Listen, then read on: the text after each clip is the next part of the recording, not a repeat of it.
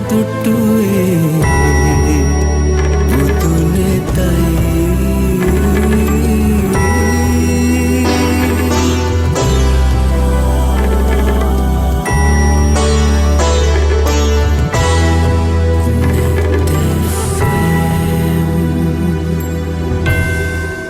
අයිබෝවන් සුබ සන්ධ්‍යාවක්. අපි සූදානම් වෙන්නේ සෙනසුරාදා සිඩ්නි තසපුව වැඩසටහන ආරම්භ කරන්නට.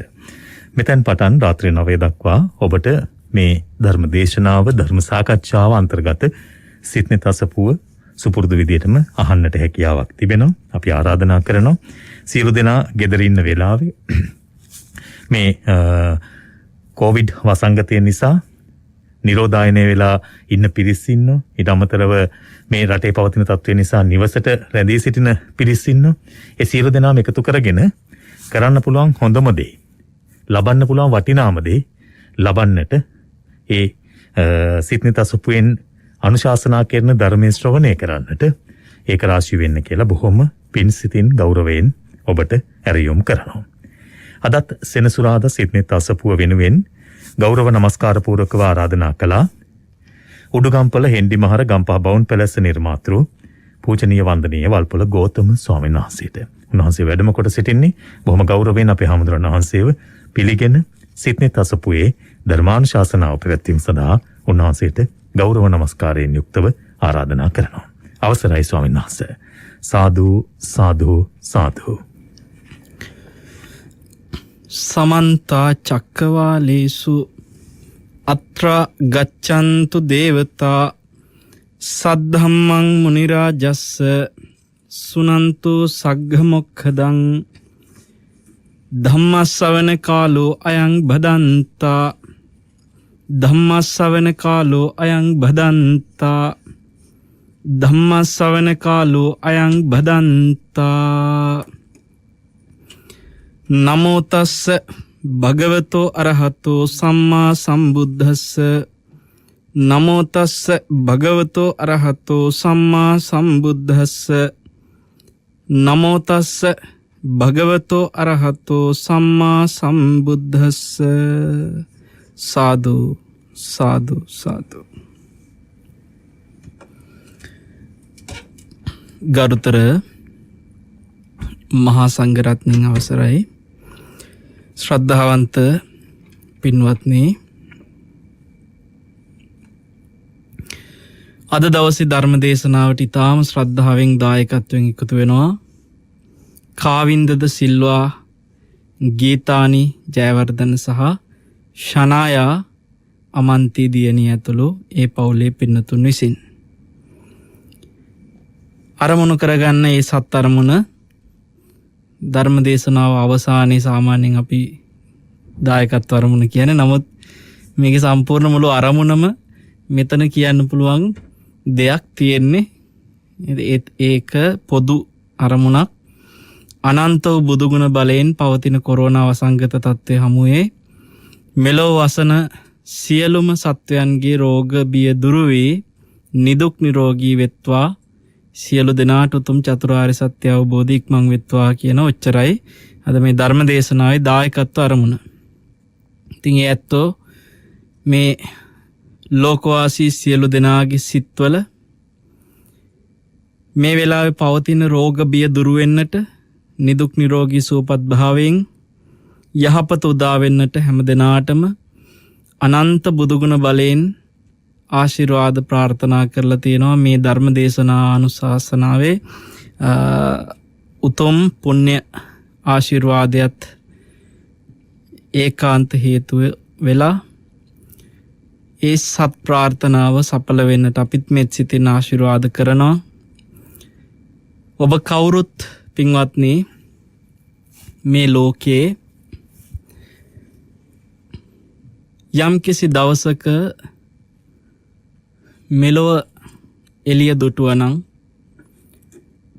ඒදා ඉඳලා අද වෙනකන් මේ ගෙවපු කාලෙ තුල මං හිතන්නේ ජීවිතේ දුෂ්කරම කාල පරිච්ඡේදයක් මේ කාලේ ගෙවන්නේ.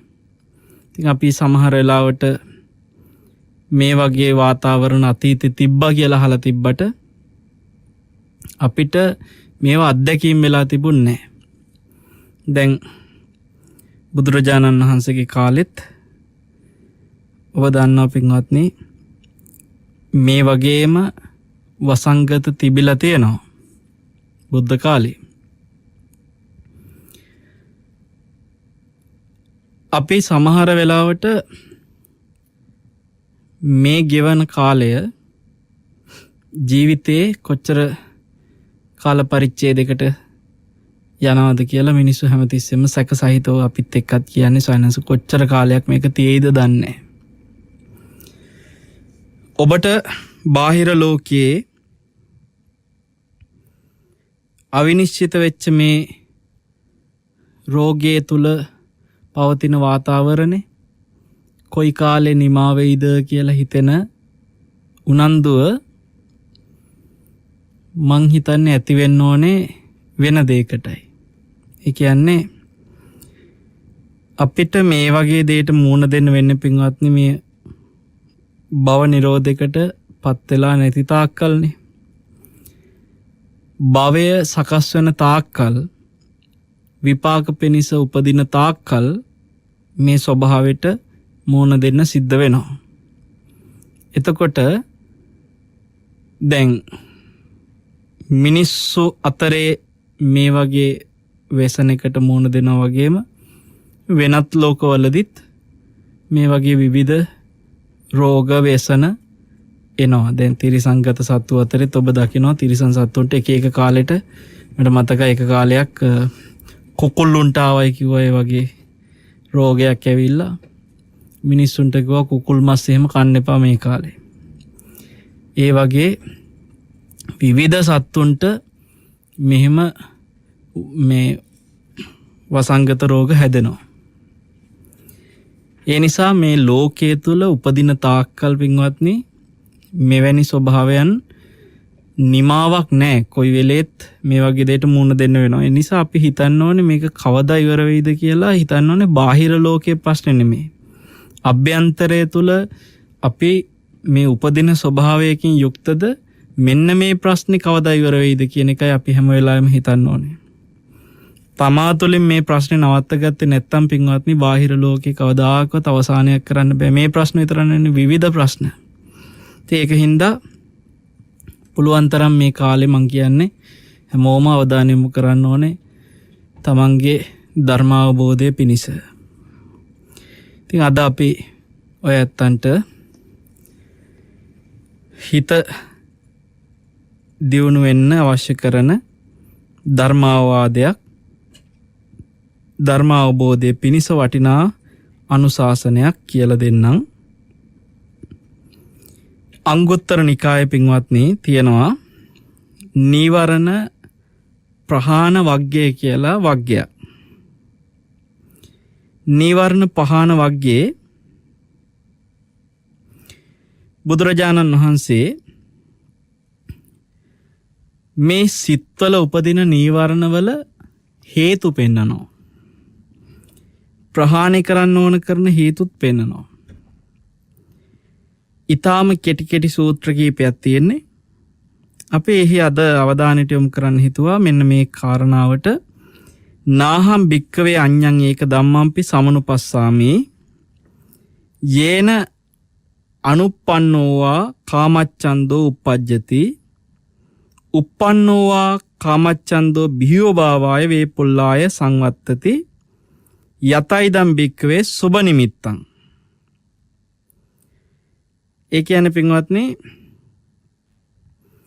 යම් කිසි දෙයක් හේතු කරගෙන ඉපදිලා නැති කාමයන්ට තියෙන කැමැත්ත උපදිනවා නම් ඉපදිච්ච කාමයන් කෙරෙහි තියෙන කැමැත්ත තව වැඩි වෙනවා නම් විපුල වෙනවා නම් ඒ සඳහා බුදු නැතින් බුදුරජාණන් වහන්සේ නුවණැසින් දකින්නේ එකම එක ධර්මයක්. ඒ වෙනුවෙන් තියෙන්නේ. ඒ ධර්මය තමයි බුදුරජාණන් වහන්සේ මෙතෙන්දි වදාලේ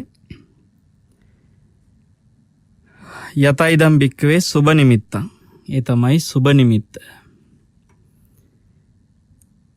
සුබ නිමිත්තම් භික්කවේ අයනිසෝ මනසිකාර කරෝතෝ මේ අයෝනිසෝ මනසිකාරෙත් එක්ක ඔය කියන සුබ නිමිත්ත එකතු වුණ ගමන් අනුප්පන්නෝ චේව කාමච්ඡන්தோ උපජ්ජති uppannෝච කාමච්ඡන්தோ බිහිවභාවය වේපොල්ලාය සංවත්තති. සුබ නිමිත්ත එකතු වෙච්ච එකම ආයෝනිසෝ මනසිකාරෙත් එක්ක ඉපදිලා නැති කාමච්ඡන්දේ උපදිනවා. ඉපදිච්ච එකක් තියෙනවා නම් ඒක තව වැඩි වෙනවා. ඒතර මේ කාමච්ඡන්දේ කියන්නේ මොකද්ද? ඒ කාමච්ඡන්දේට සුබ නිමිත්ත බලපාන්නේ කොහොමද? මොකද්ද මේ සුබ නිමිත්ත? අපි ටිකක් කතා කරන්න හිතුවා ඒ ගැන. බුදුරජාණන් වහන්සේ අංගුත්තර නිකායේ නිවරණ පහන වර්ගයේ වදාළ මේ පළවෙනි සූත්‍රය තමයි ওই ටික. ඔය අපි දැන් කියලා දුන්නේ මුළු සූත්‍රයේම කරුණු ටික පින්වත්නි. මේ ග්‍රන්ථයට අදාළ සූත්‍ර වලට අංක තියෙන්නේ නම් නැහැ. නම් වෙනම සංගායනාවලදී සාකච්ඡා කෙරිච්ච නම් ප්‍රමාණයක් තියෙනවා. නමුත් මෙතන විශේෂයෙන් නීවරණ පහන වර්ගයේ 1 2 1 කියන සූත්‍රයේ අපි මේ කතා කරන්නේ. බුදුනෙතින් දකින්නේ නැහැ කිව්වා මේ ධර්මය හැර ඊට වඩා ධර්මයක්. ඉච්චරටම කෙනෙකුගේ හිතේ කාමයන්ට තියෙන කැමැත්ත උපද්දවන්න දක්ෂ. ඒ ඉපදිච්ච කාමයන්ට තියෙන කැමැත්ත වැඩි කරන්න දක්ෂ තව එක දෙයක් මුකුත් නැහැ සුබ නිමිත්ත තරම්. මේ තමයි එකම ධර්මය. ඒ වැඩේ කරන්න පුළුවන්. මොන වැඩේද? කාමයන් කෙරෙහි තියෙන කැමැත්ත උපද්දන්න පුළුවන් මේ හිතේ. සුබ නිමිත්තකට. පින්වත්නි, ලෝකයේ කාමය කියලා වචනය ධර්මයෙන් බැහැර ඕන තරම් සාකච්ඡා කරනවා.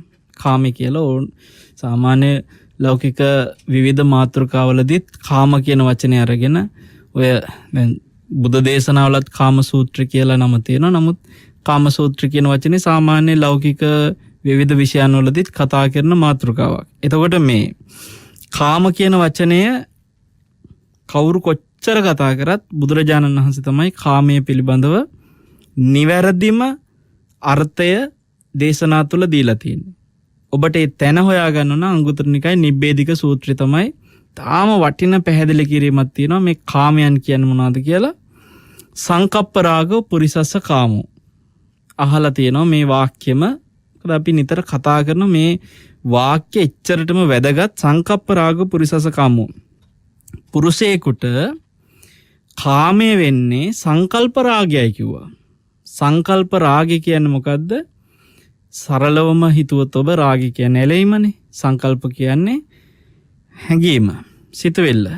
එතකොට යම්කිසි සංකල්පයක් කාම ඇලෙන සිතුවිල්ලක් යමකට හටගත්තනම් අනේ ඇලෙන සිතුවිල්ල තමයි පින්වත්නි කාමයේ බවට පත් වෙන්නේ. එතකොට කාමයේ තියෙන්නේ බාහිර ලෝකෙ නෙමෙයි. මේ සංකල්ප රාගය තමයි එහෙනම් කාමයේ වෙන්නේ. දැන් ඔබ හිතන්න යම් කිසි කෙනෙක් ඊටාම ප්‍රිය කරන රත්තරන් මාලයක් තියෙනවා.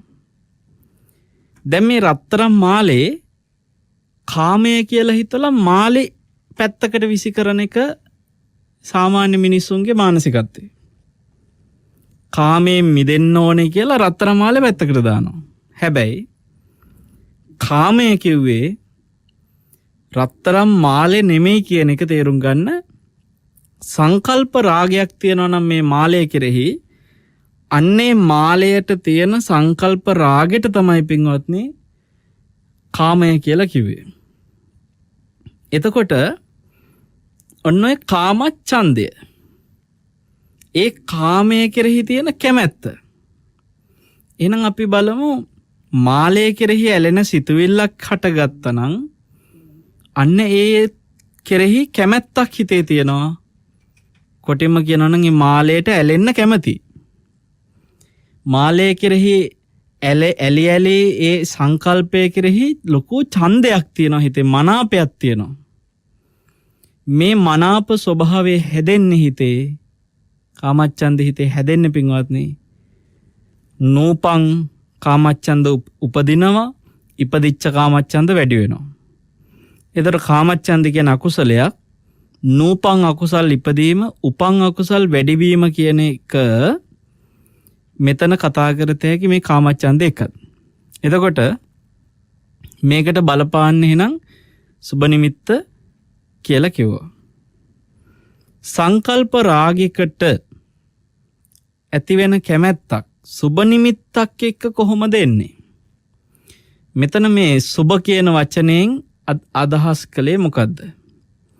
නිමිත්ත කියන වචනේත් ඔබට හිතන්න දෙයක් තියෙනවා. පින්වත්නි, යම්කිසි දෙයක් ඉෂ්ටයි කාන්තයි ප්‍රියමනාපයි නම් හිතට ඉෂ්ට වෙච්ච කාන්ත වෙච්ච ප්‍රියමනාප වෙච්ච යමක් සුබයි කියලා ගන්න හිතේ ප්‍රියමනාපයෙන් ගන්න ස්වභාවයක් තියෙනවා නම් ඒ දේ හිතට සුබ නිමිත්තක් බවට පත් වෙනවා. දැන් අපි කියමු අර කියපු රත්තරන් මාලේ තමයි මේ වෙලාවේ හිතට ප්‍රියමනාප. හිතට ප්‍රියමනාප වෙච්ච රත්තරන් මාලේ මනාපයෙන් ගත්තට පස්සේ පින්වත්නි, ආසාවෙන් කැමැත්තෙන් ගත්තට පස්සේ මාලේ හිත විසින් ඒ සුබ නිමිත්ත තුළ දැන් කෙනෙක් හිතන්න පුළුවන් මෙතන සුබ නිමිත්ත උනේ අර මාලය කියලා. මාලය සුබ නිමිත්ත වෙන්නේ. සුබ නිමිත්තක් හැමතිස්සෙම හටගන්නේ සිතේ. නිමිත්තක් වෙන්නේ හිතට පින්වත්නි. නැතෝ මාලේ නෙමෙයි. මාලය හිතට ප්‍රියමනාප තාක්කල් ඒ තාක් හිතට නිමිත්තක් සුබ වශයෙන් ගත්ත මාලය. තවත් කෙනෙක් ඉන්න පුළුවන් ඔය මාලෙට ප්‍රිය ස්වභාවිකුත් නැහැ, මනාපෙකුත් නැහැ, කිසිම කැමැත්තක් නැහැ මාලෙට. එතකොට එයාට මේ මාලය සුබ නිමිත්තක් වෙන්නේ නැහැ. එහෙනම් මේ කාමච්ඡන්දයක් උපදින්න පින්වත්නි, හිත සුබ වශයෙන් ගත්ත නිමිත්තක් අල්ල ගන්නවා. ඒක බාහිර ලෝකයේ තියෙන දේ පලි නෑ. ඒකට තමන්ගේ මනසේ ඇති වෙන ඔකට කියනවා සංඥා විපල්ලාසය කියලා. සංඥා විපල්ලාසයක් තමයි සුබ නිමිත්තක් හදන්නේ. සංඥා විපල්ලාස කියන්නේ අසුබ දෙයක් සුබ වශයෙන් දකිනවා.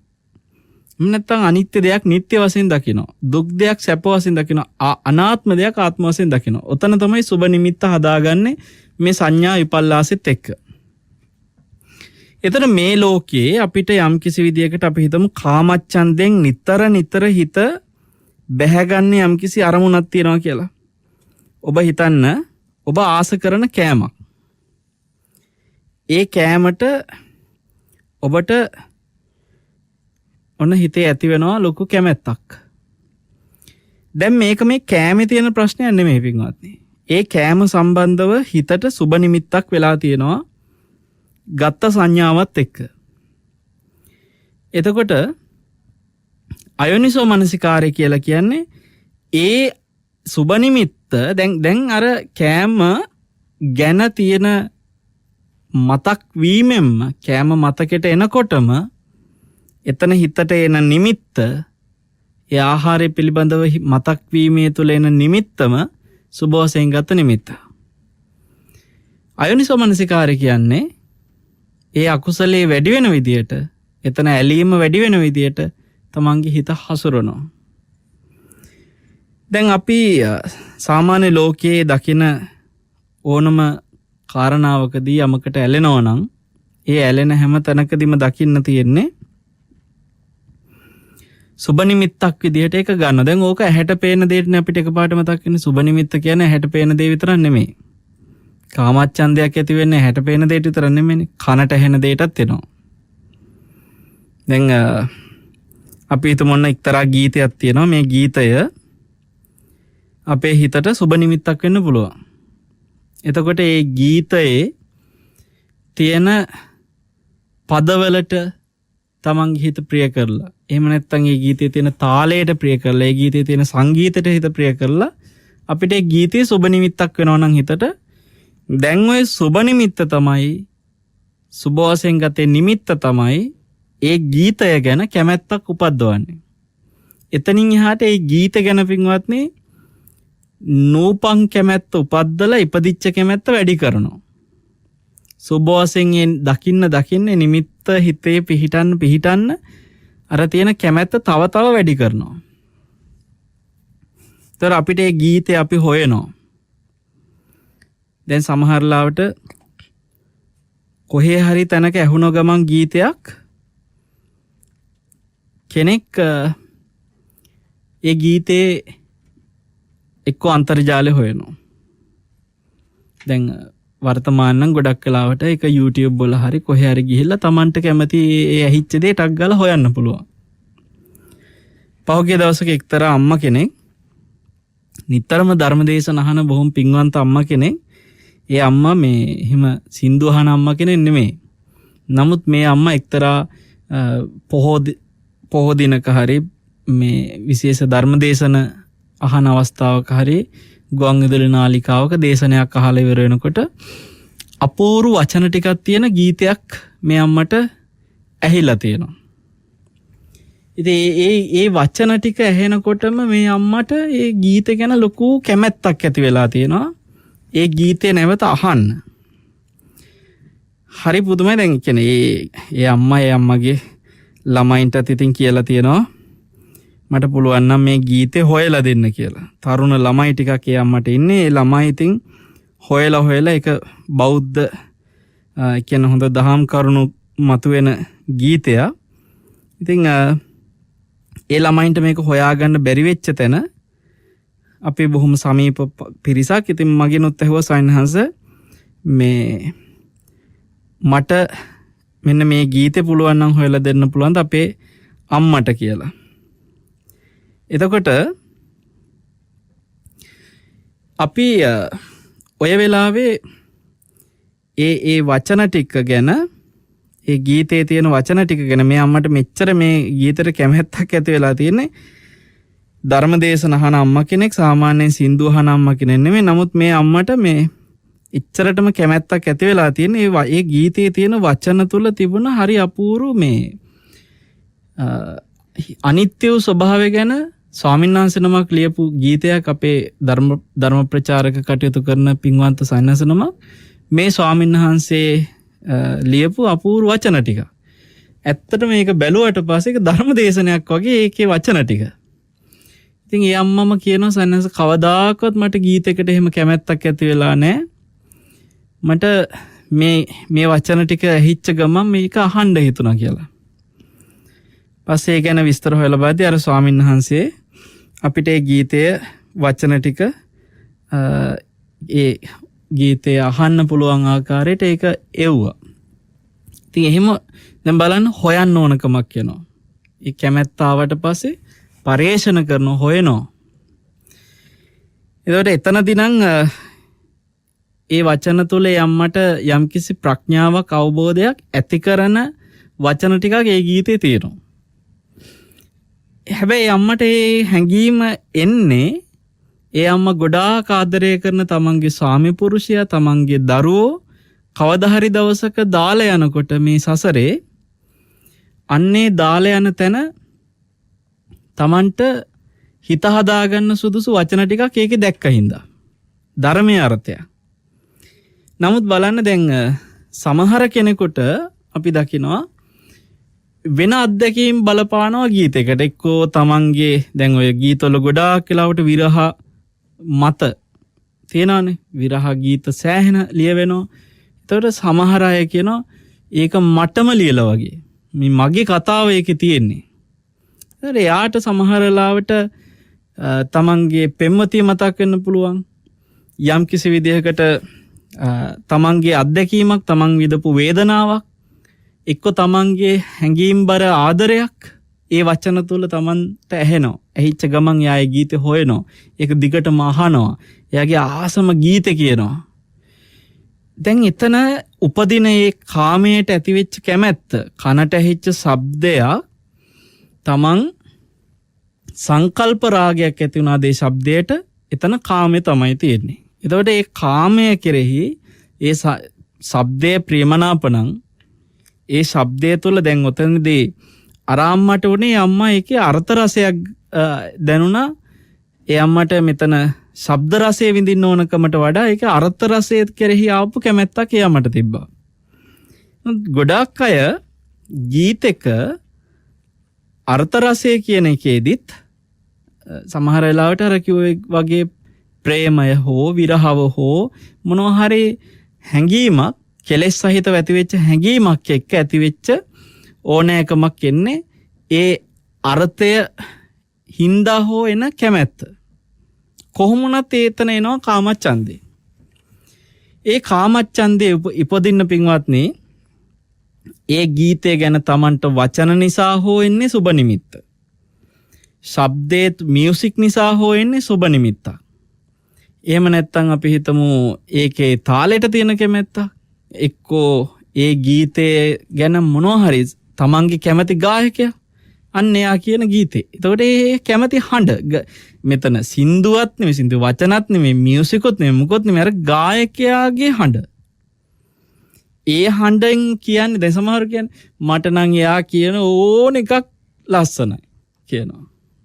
ඒ තමන් ආස කරන හින්දා. එතකොට එතන ඒ ගායකගේ හඬත් එක්ක තමයි සුබ නිමිත්ත තියෙන්නේ. සුබ නිමිත්ත නිසා මේ සින්දුවට එනවා කාමච්ඡන්දය. අපි දැන් මේ ඇහැට පේන දේ විතරක් නෙමෙයි කියන එකයි මෙතන වෙන්නේ. දැන් ඔතන ගීත කියන එක ගත්තට ගීත විතරක් නෙමෙයිනේ පින්වත්නි.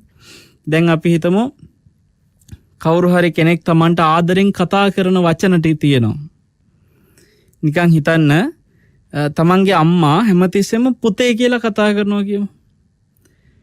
පොඩි කාලේ ඉඳලා අම්මා කතා කරේ පුතේ කියලා.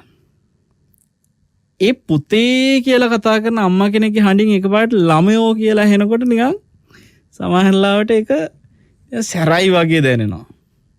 අම්මට තරහා ගින් කියලා හිතනවා. එච්චරට ඒක අර පුතේ පුතේ කියන වචනෙට එහා ගිහිල්ලා ළමයෝ කියනකොට තේරෙනවා අම්මා මට අර වෙනදා කතා කරන ආදරෙන් නෙමෙයි කතා කරේ. පින්වත්නි අපිට නොතේරුණාට අම්මා කතා කරන පුතේ කියන වචනය පවා සුබ නිමිත්තක් කරගන්න පුළුවන් මේ හිත. එතනත් එතකොට මේ වචනේට කාමච්ඡන්දයක් තියෙනවා. සංකල්ප රාගයක් ඒ අම්මගේ පුතා කියලා එන වචනේට තියෙනවා. ඒ සංකල්ප රාගෙත් එක්ක මොකද වෙන්නේ? අර ළමයෝ කියපු ගමන් එනවා පටිඝ නිමිත්තක් වෙනවා ඒක. සුබ නිමිත්ත පටිඝ නිමිත්තක් වෙනවා. එතකොට ද්වේෂයක් වෙනවා Tamanට තේරෙන්නේ ගැටීමක්.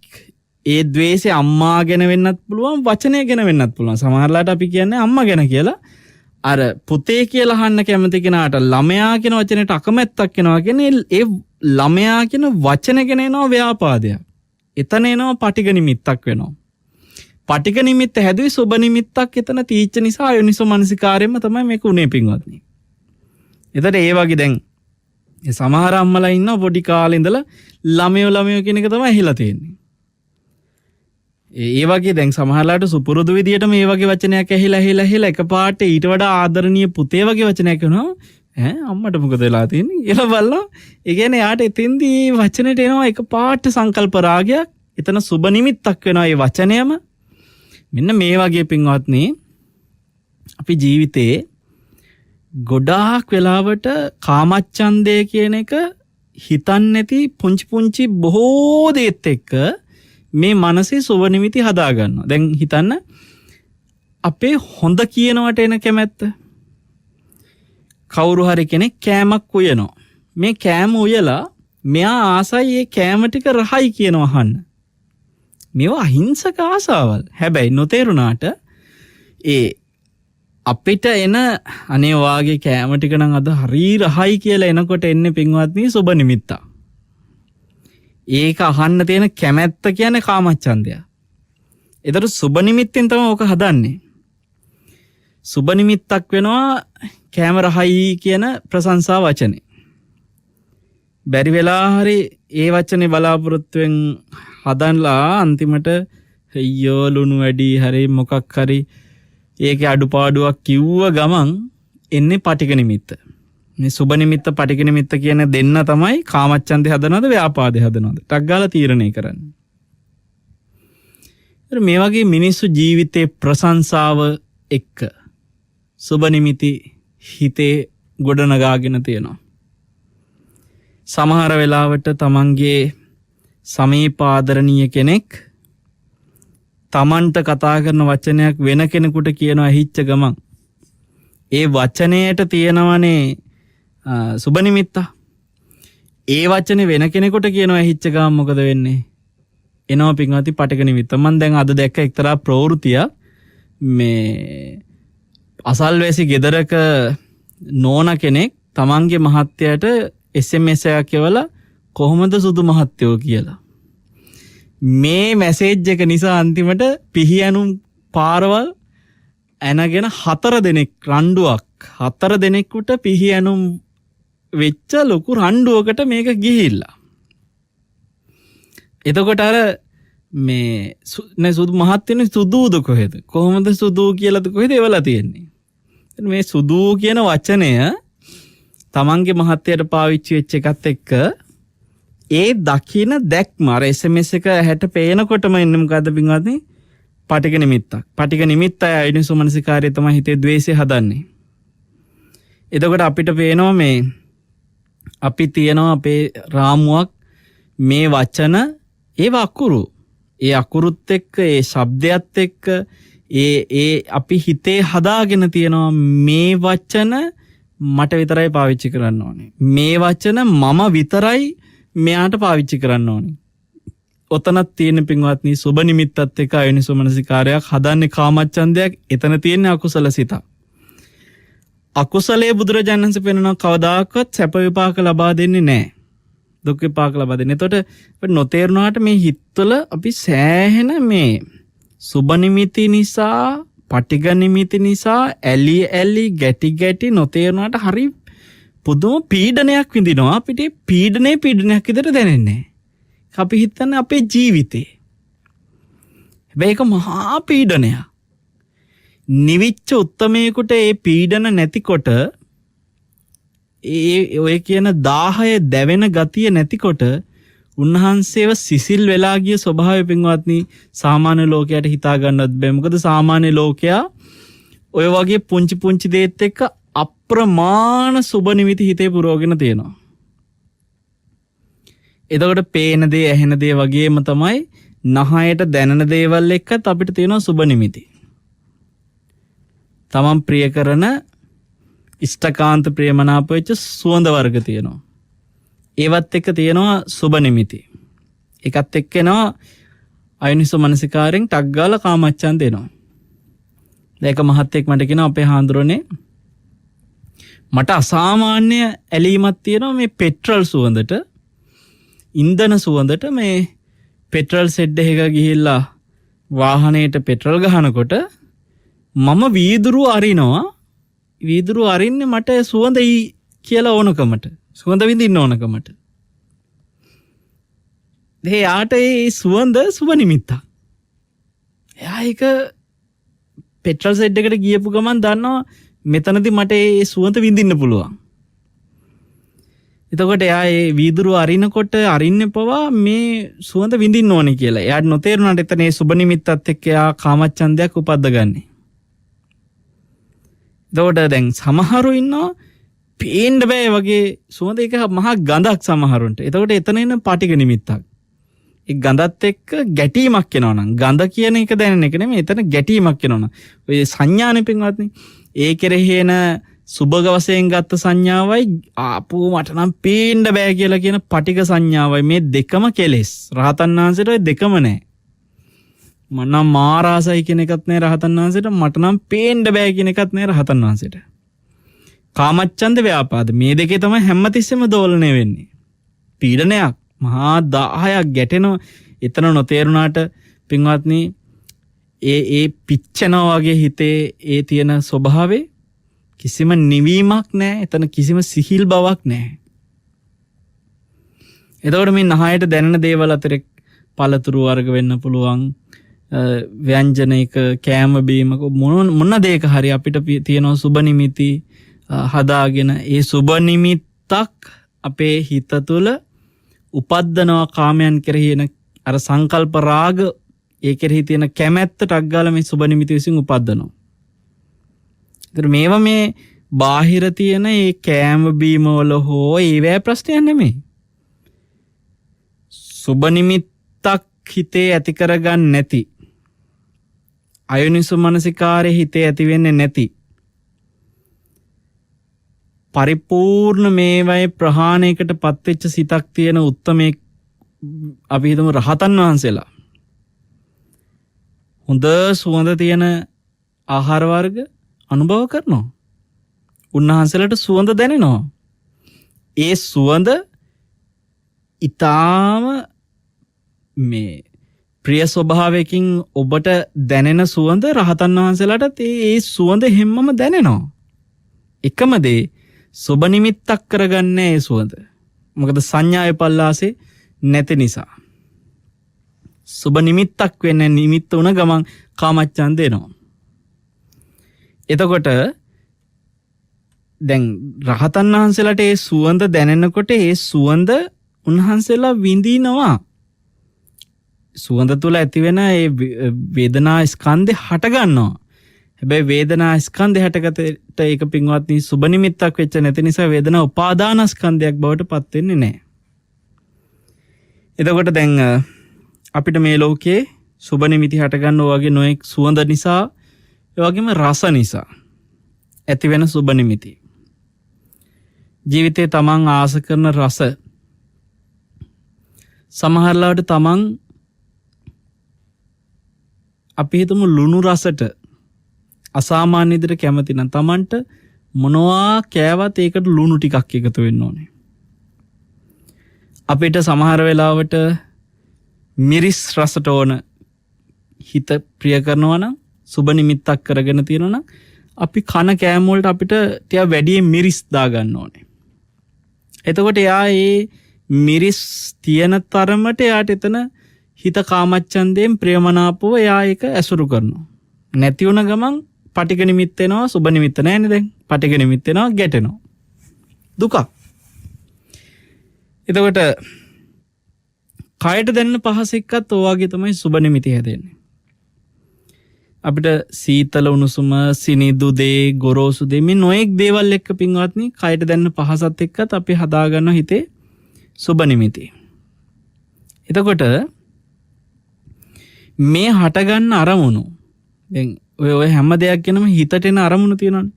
ඔය හැම අරමුණක් කෙරෙහිම අතීතයේ හටගත් අරමුණු වෙන්න පුළුවන් මතක් වෙනකොට එනවා ටක් ගාලා කැමැත්තක් උපදිනවා සංකල්ප රාගයක් උපදිනවා. එතනත් ඒ සුබ නිමිත්තක් කරගන්නවා අර අරමුණ පවා. දැන් කොඹ මේ වයේ මේ හටගන්න ස්වභාවය දන්නවනම් හිතේ අපි හිතන්නේ අර කියන කෑමට තියෙන ආසාව අර තියෙන ගීතයට ආසාව අපිට හිතෙන්නේ ඒකනේ. නමුත් මේකේ හරියට බැලුවොත් හිතේ පින්වත්නි උපදිනවා හිත ඇසුරු කරන ස්වභාවයක් යම්කිසි අරමුණක් ඇහින් ගන්නවා නම් ඒ ගන්නේ රූපාරම්මණය කියන අරමුණ. හිත ඇසුරු කරන්නේ පේන දෙයක් සම්බන්ධව රූපාරම්මන. එතකොට ඔතන තමයි සුබ නිමිත්ත හදාගත්තේ. මේ රූපාරම්මණයක් කියලා කියන්නේ පින්වත්නි ඇත්තටම ඇහැට පේන වර්ණ ස්වභාවය. ඇහැට පේන වර්ණ ස්වභාවයක් තියෙනවා නම් ඒ ස්වභාවයමයි රූපාරම්මණය කියන්නේ. ඒතර අපිට පේන්නේ ඕක. අපි වර්ණය කියලා අපිට යම්කිසි හැඩයක් කියලා කිව්වත් හැඩෙත් අපි දකින්නේ වර්ණයක් විදියටයි. ඔන්න ඔය වර්ණ ස්වභාවය හිතට අරමුණක් විදියටයි එන්නේ. ඒකයි රූපාරම්මන කිව්වේ. ආරම්මණයක් අරමුණක්. දැන් නොතේරුණාට මෙන්න මේ වර්ණ ස්වභාවය දකින ඒ අරමුණට තමයි ඔතන අපේ හිත සුබ වශයෙන් ගත්තේ. ඒ අරමුණ හටගෙන නැති වෙන එකක් කියන එක දන්නේ නැති එක තමයි සංඥා විපල්ලාසයක් කිව්වේ. ඒ හටගන්න ඒ වර්ණ ස්වභාවයේ දකින අරමුණ ඒ රූපාරම්මනේ වර්ණ ස්වභාවය දකින අරමුණ කියන්නේ වර්ණ ස්වභාවයම තමයි හිතට පේන වර්ණ ස්වභාවයම තමයි එතකොට අරමුණ කියන්නේ මේ ඒ හිත අල්ලාගත්තේ අරමුණ පින්වත්නි තමන්ට අයිති නෑ තමන්ට කියලා හටගන්නෙත් නෑ තමන්ට කියලා නැති වෙන්නෙත් නෑ මෙන්න මේක තේරෙන්නේ නෑ ඒ නිසා මොකද වෙන්නේ අනාත්ම වූ ස්වභාවය ගන්න ආත්මයක් විදියට. ඒ නිසා තමයි එතන සංඥා විපල්ලාසයක් කියන්නේ. මේ සංඥා විපල්ලාසෙත් එක තමයි ඒක සුභ වශයෙන් ගත්තේ. එතකොට අපි ඇහැට පේන හැම දෙයකම ඇත්තටම වර්ණයක් විතරයි මේ හිත අල්ලගන්නේ කියලා තේරුණොත් අපිට බාහිර ලෝකයේ තියෙන භෞතික වස්තුව සම්බන්ධව තියෙන හිතින් ගොඩනගාගත්ත වටිනාකමක් අපි තියනවනේ නොඑක් විදිහට. නමුත් පින්වත්නි හිතේ හටගත්තේ ඒකේ අරමුණ රූප අරමුණ ඒ රූපය තුල තියෙන වර්ණයෙන් අපිට පින්වත්නි අපි මේ පුංචි දෙයකට අවිද්‍යාවේ ස්වභාවය මොකද කරන්නේ? මවල දීලා තියෙනවා මහා වටිනාකමක්. සුබ නිමිත්තක් කරන්නේ ඒකයි. ඒතර මේ රූපාරම්මනේ ස්වභාවය අවබෝධ වෙච්ච තැන රූපයට ඇති කරගන්න සුබ නිමිත්ත හිතින් දුරු කරගන්නවා. ඒ එන අවබෝධය තමයි යෝනිසෝ මනසිකාරය වෙන්නේ. අවබෝධය ඔස්සේ කල්පනා කරනකොට එන මනසිකාරය යෝනිසෝ මනසිකාරය. සද්ධාරම්මන, ගන්ධාරම්මන, රසාරම්මන, පොට්ටබ්බාරම්මන, ධම්මාරම්මන. මේවා ටික තමයි අනිත් ඔක්කොම අපි කතා කරපු ඊටු ටික. එතකොට යම්කිසි ශබ්දයක් හටගත්තත් ඒ ශබ්දෙ මට කියලා හටගන්නෙත් නැහැ, කියලා නැති වෙන්නෙත් නැහැ. ඒ ශබ්දෙ හටගෙන නැති වෙන ඒ ශබ්දෙ මට අයිති නැති එකක් කියලා තේරුනොත් අන්න ඒ ඔස්සේ ඇති වෙන අවබෝධයෙන් එන මානසිකාරය යෝනිසෝ මනසිකාරය. ඒ යෝනිසෝ මනසිකාරයට පුළුවන් පින්වත්නි අර ශබ්දයේ කෙරෙහි ඇති කරගත්ත සුබ නිමිත්ත හිතෙන් ඈත් කරන්න. සුබ නිමිත්ත හිතෙන් අයින් වෙච්ච තැන යෝනිසෝ මනසිකාරයෙන් දැක්ක තැන ඒ ශබ්දයේ කෙරෙහි එන කාමච්ඡන්දේ නැති වෙනවා. කාමච්ඡන්දේ නැති වුණා කියන්නේ තමන්ට අම්මා පුතයා කිව්වත් ළමයා කිව්වත් කොහොම කිව්වත් ඒක එකයි. ඒකට ඇලෙන්නෙත් නෑ, අරකට ගැටෙන්නෙත් නෑ. එතන මේ ඇලෙන තැන එන වෙහෙසයි ගැටෙන තැන එන වෙහෙසයි සියල්ල නැති වෙන්න පින්වත්නි අවබෝධය ආපු දාට. ඉතින් මෙතන ඔබට නොතේරුණාට මේ සමාධියකින් කරන්නේ භාවනා කරලා ඇති කරගන්න සමාධියකින් කරන්නේ ඔබ දන්නවා නීවරණ යටපත් කිරීම. නීවරණයන්ගේ යම්කිසි යටපත් කිරීමක්. ඒ කියන්නේ කාමච්ඡන්දය, ව්‍යාපාද, තීන මිද්ද, උද්ධච්ච කුච්ච විචිකිච්ඡා කියන මේ ඔක්කොම යටපත් කරලා තමයි චිත්ත සමාධියක් උපදින්නේ. එතකොට හිතක තියෙන මේ සුබ නිමිති වලින් අයෝනිසෝ මනසිකාරයෙන් උපද්දන කාමච්ඡන්දය යම් කිසි විදිහකට හිතෙන් ඈත් කරන්න හිතේ ඇති කරගන්න සමාධියට පුළුවන් වෙනවා. ඒකයි කි විවිච්ඡේව කාමේහි විවිච්ඡ අකුසලේහි ධම්මේහි. කාමයන්ගෙන් සම්පූර්ණයෙන් හිත ඈත් කරලා අකුසලයන්ගෙන් හිත ඈත් කරලා තමයි පළවෙනි ධ්‍යානයකට හිතපත් කරන්නේ. ඒ පළවෙනි ධ්‍යානයටපත් වෙච්ච හිත කාමයෙන් හිත ඈත් කරගත්ත නිසා සුබ නිමිතිත් එක්ක අයෝනිසෝ මනසිකාරයෙන් විසිරිච්ච හිතේ රූප අරමුණු ගැන, ශබ්ද අරමුණු ගැන, ගන්ධ සුවඳ අරමුණු ගැන, රස අරමුණු ගැන, පොට්ටබ්බ කියන පහස ගැන එන අරමුණු, හිතේ විවිධ ධම්මාරම්මන, ඒ කියන්නේ නොඑක් අතීත අනාගත වර්තමාන හෝ විවිධාකාරයෙන් ඇති කරගන්න හිතේ ඇති වෙන සිතුවිලි කියන මේ මනසේ අරමුණු, ඔය සියලු අරමුණු ගැන එන කැමැත්ත, සංකල්ප රාග සියල්ලම සමාධියකට පුළුවන් පින්වත්නි යට කරන්න.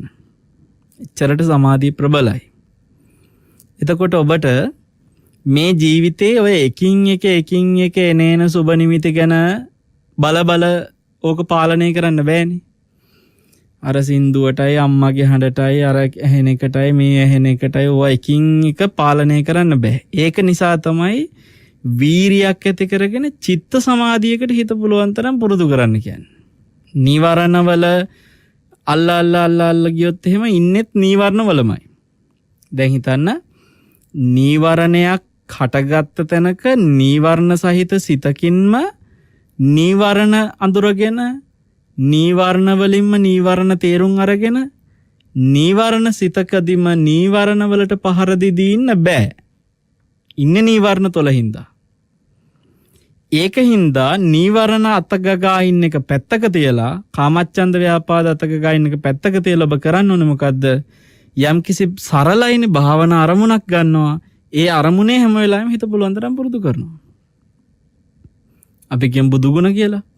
බුදුගුණ අරමුණ තමයි ඔබේ එතකොට කමටහන වෙන්නේ. මූල කමටහනක් විදිහට Taman නිතර හිතේ පුරුදු කරන අරමුණක් තියාගන්නවා. එතකොට ඒ අරමුණෙන් පුළුවන් වෙනවා දැන් අපි හිතමු යම්කිසි පැයක් තියෙනවා. මේ පැය ඇතුලේ ඔබ වෙනදාට මුළු පැයම අර විනාඩි 60ම කාමච්ඡන්ද ව්‍යාපාද ඕවැ තමයි හිත පුරුදු කරේ. සුබ නිමිති පටිඝ නිමිති ඕවැ. ඔබ දැන් පටන් ගන්නවා යම්කිසි භාවනා අරමුණක හිත පුරුදු කරන්න. එතකොට ඔබට බුදු ගුණ හෝ වේවා මෛත්‍රිය හෝ වේවා යම්කිසි මොනවා හරි භාවනා අරමුණක් හිතට අරන් ඔබ ඒක හිතන්න පටන් ගත්තට පස්සේ පින්වත්නි අර විනාඩි 60න් කොච්චරක් හරි විනාඩි ප්‍රමාණයක් සුබ නිමිත්තට වෙන් වෙච්ච එක අඩු වෙනවා. පටිඝ නිමිති වලට වෙන් වෙච්ච එක අඩු වෙනවා. ඒ කාලය මේ භාවනා අරමුණට වෙන් වෙනවා. ඉතින් එතකොට ඔබට හරිම සරල විසඳුමක් දැන් මම මුලදී කියපු ටිකත් එක්ක තේරෙන්නේ නැති අනේ අම්මෝ ජීවිතේ පේනේවත් එක්ක ඇහෙනේවා එක නහයට දැනෙනේවා එක දිවට දැනෙනේවා එක කයට දැනෙනේවා එක එන මේ සුබ නිමිති ඕවත් එක්කන ආයුනි සමනසිකාර මේවා හරි සංකීර්ණයි. දවසේ මේ පුංචි දෙයටත් බලන් ගියාම මේවා නෙන්නේ ඔක්කොම කාම සංකල්පනේ ඔක්කොම අකුසල්නේ. දවසම හිත තියෙන්නේ අකුසල් වලනේ කියලා එනකොට පින්වත්නි ලොකු බයක් එනවනේ. මේව කොහේ තේරුම් අරගන්නද? කොහේ ඕව අඳුරගන්නද? කොහේ ඕව හික්මෙන්නද? ඕව දුරු කරන්න කොච්චර කියලා හික්මෙන්නද? ඕක කොහොම කියලා කරලා ඉවර කරන්නද කියලා බයක් එනවනේ. ඒ පැත්තම අමතක කරන්න. ඒ එකක්වත් ඔලුවට ගන්න එපා. මම මේ සුබ නිමිත්තෙන් සුබ නිමිත්ත හොයා බල දුරු කරන්න ඕනේ. එපා. ඒව හිතන්නවත් එපා. ඔබේ හිතේ පින්වත්නි විවිධ දේට තියෙන විශේෂ කැමැත්තවල් තියෙනවානේ. ඒ දේවල් ගැන තියෙන ලොකු කැමැත්ත දුරු කරන්න කියලා ඒ දේ අල්ලගෙන දැන් අපි හිතමු මං ආසයි අලිගැට පෙරවල් දන්න කියලා. දැන් අලිගැට පෙර ගැන තියෙන කැමැත්ත නැති කරගන්න ඕනේ කියලා ඒක දාගෙන දඟල හිතන්න යන්න එපා. අපු අලිගැට පෙරවලට තියෙන සුබ නිමිත්ත මම නැති කරගන්නවා. එපා. එහෙම එකින් එක දඟලන්න. ඔබට කරන්න තියෙන්නේ පුළුවන් තරම් හිතට වැඩි කාලයක් මූල කමටහනක හිත පුරුදු කරන්න. දවසේ නිතර නිකන් විනෝදාංශය වගේ මූල කමටහනක් හිතට වැඩියෙන් දෙන්න පුරුදු කරගෙන. එතකොට මූල කමටහනක නිතර හිතේ පුරුදු කරන භාවනා අරමුණ නිතරම වැඩියෙන් පුරුදු කරන්න හිත පුරුදු පුහුණු කරගත්ත භාවනා අරමුණ. ඒක සමහර වෙලාවට පින්වත්නි ඉරියව් කෙරෙහි සිහිය පවත්වන එක වෙන්න පුළුවන්. එතකොට දැන් ඔබේ අතපය හසුරනකොට ඉරියව්වක් වෙනස් වෙනකොට ඒකට හිත තියාගෙන ඉන්නකොට හිත ඒ ඉරියව් හැසිරවීමට එන සිහියෙන් හිත කාලය වෙන්කර ගනිද්දී අර සුබ නිමිති වලට පටිඝ නිමිති වලට දුවන කාලය අඩු වෙනවා. අන්න ඒක තමයි මේකේ තියෙන රහසය. කියන්නේ මේ පැත්තේ කාලේ වැඩි කර අර පැත්තේ කාලේ අඩු කරනකොට පින්වත්නි අර පැත්ත හිතෙන් ඈත් වෙනවා. මොකද්ද? සුබ නිමිති වලට හිත දුවන එක, පටිඝ නිමිති වලට හිත දුවන එක අඩු වෙනවා. හැබැයි අඩු වුණාට මතක තියාගන්න නැති වෙන්නේ නැහැ හැම. ඒව එහෙම මේ පැත්ත වැඩි කරපුවමනේ නැති වෙන්නේ. නැති වෙන්නේ විදර්ශනා අවබෝධයෙන්. ඒ කියන්නේ මං කිව්වේ දැන් ඇහැ ගැන අවබෝධය ඇති වෙන්න රූපය ගැන අවබෝධය ඇති වෙන්න ඇහි විඥානය ගැන චක්කු සම්පස්සේ ගැන මේවා ගැන අවබෝධය එනකොට තමයි ඒ රූපය ගැන ඇති කරගත්ත සුබ නිමිත්ත හිතෙන් දුර වෙලා යන්නේ. ඒ අවබෝධය එනකොට.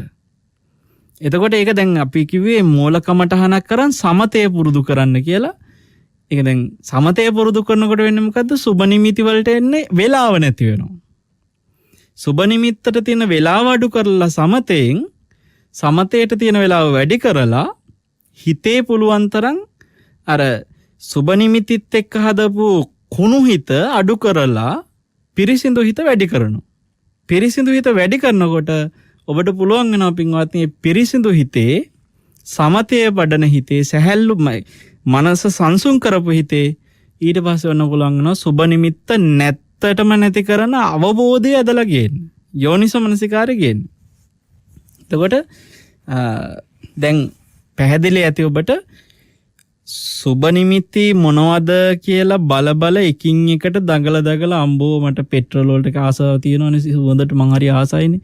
අරවට මම මාරසනේ දූරියන් වලටත් හරි ආසයිනේ. අම්බෝ ඒවට තියෙන කැමැත්ත කවදා නැති වේද? ඕවා කොහේ කරන්නද මොනවා හිතලා දේව නැති කරන්නේ? එපා එකක්වත් එහෙම හිතන්න. තේරුම් ගත්තම ඇති. සුබ නිමිත්ත කියන්නේ මොකද්ද? ඒවෙන් මේ හිත හැමතිස්සෙම අවුස්සලා මේ හිතේ තියෙන සංසුන්කම නැති කරන විදිහ ඒව තේරුම් ගත්තම ඇති. ඒවා එකින් එක මේ බල එකින් එකට ඒවා අනිත්‍යයි කිය මේ සංඥා විපල්ලාසයක් නැති වෙන්නේ පින්වත්නි අවබෝධයෙන්. ප්‍රඥාවෙන් සංඥා විපල්ලාසය එන්නේ කෘතිමවනේ ප්‍රඥාවෙන්. ප්‍රඥාවෙන් නම් සමාහිත හිතක් තියෙන්න ඕනේ. ඒ නිසා ඔබට දැන් තියෙන්නේ මේ අයන්නෙන් පටන් ගන්න කොහොමද හාමුදුරනේ කියලා අහනවනම් මේ ප්‍රශ්නේ විසඳ ගන්න අයන්නෙන් පටන් ගන්න තියෙන්නේ හිතට සතිය පුරුදු කරන්න පුළුවන් හොඳ මූල කමටහනක් හිතට හුරු කරන්න. එතනින් තමයි පටන් ගන්න තියෙන්නේ. ඒ අරමුණේ පුළුවන් තරම් හිත ගෙනියනකොට ටිකින් ටික ඔබට නොතේරිම පින්වත්නි ඔබේ මනසේ දුවන දැන් මට සමහර කෙනා සනස ඉස්සර නම් මේ භාවනා කරන්න හිතට පුරුදු වෙන්න කලින් කීක ආසාවල් තිබ්බා. දැන් නම් ඒ එච්චර ගානක් නැති තිබ්බත් එකයි නැතත් එකයි. ඒ නොතේරිම පින්වත්නි සුබ නිමිති වලින් හිත ඈත්වෙන එක. සුබ නිමිත්තක් කියන්නේ ආගන්තුක ආපු දෙයක්. නැතු මේ හිතේ ස්ථිර තියෙන දෙයක් නෙමෙයි. අපි කියමු දැන් සමහර අය ඉන්නවා නිකන් හිතන්න ඇතැම් දේවල් වලට අධික කැමැත්තක් තියෙනවා.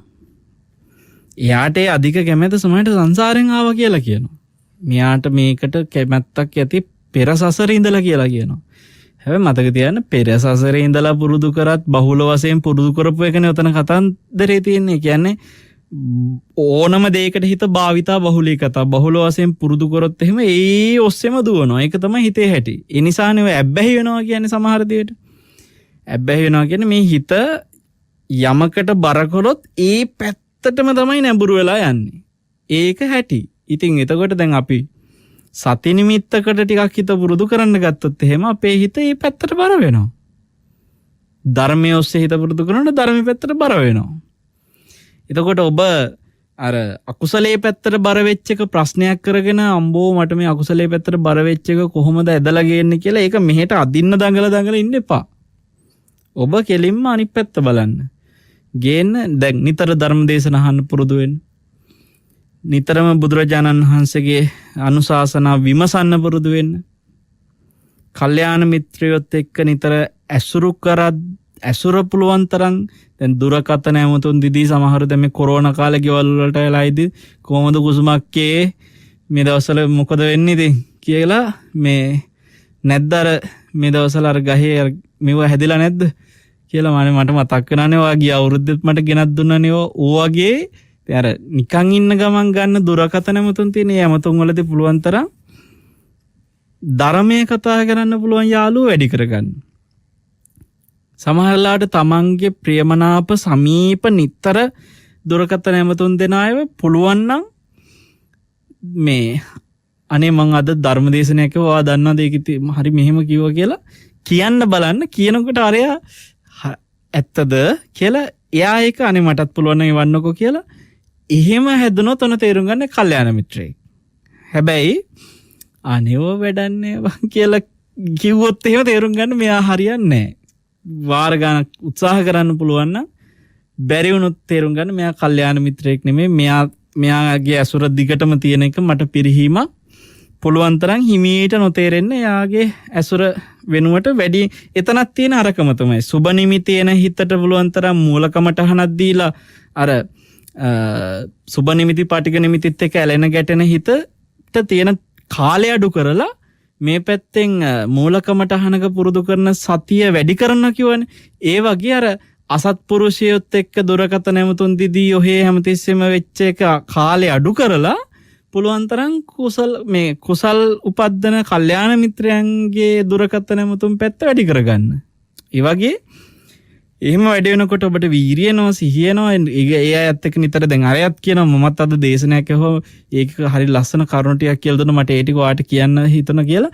අන්න එහෙම දෙපැත්තෙම ඒ වගේ නිතර ධර්මයේ පැත්තෙන් පින්වත්නි තමන්ගේ මනසට අලුත් නිමිති එනවා. දහම් නිමිති, ධර්මයේ තුලින් ඇතිවෙන සති නිමිති. සුබ නිමිත්තට පහර දෙන්න තියෙන සති නිමිත්තෙන්. ඒතර සති නිමිත්ත කල්යාණ මිත්‍රයන්ගේ අසුර වැඩි කරගන්න වැඩි වෙනවා පින්වත්නි.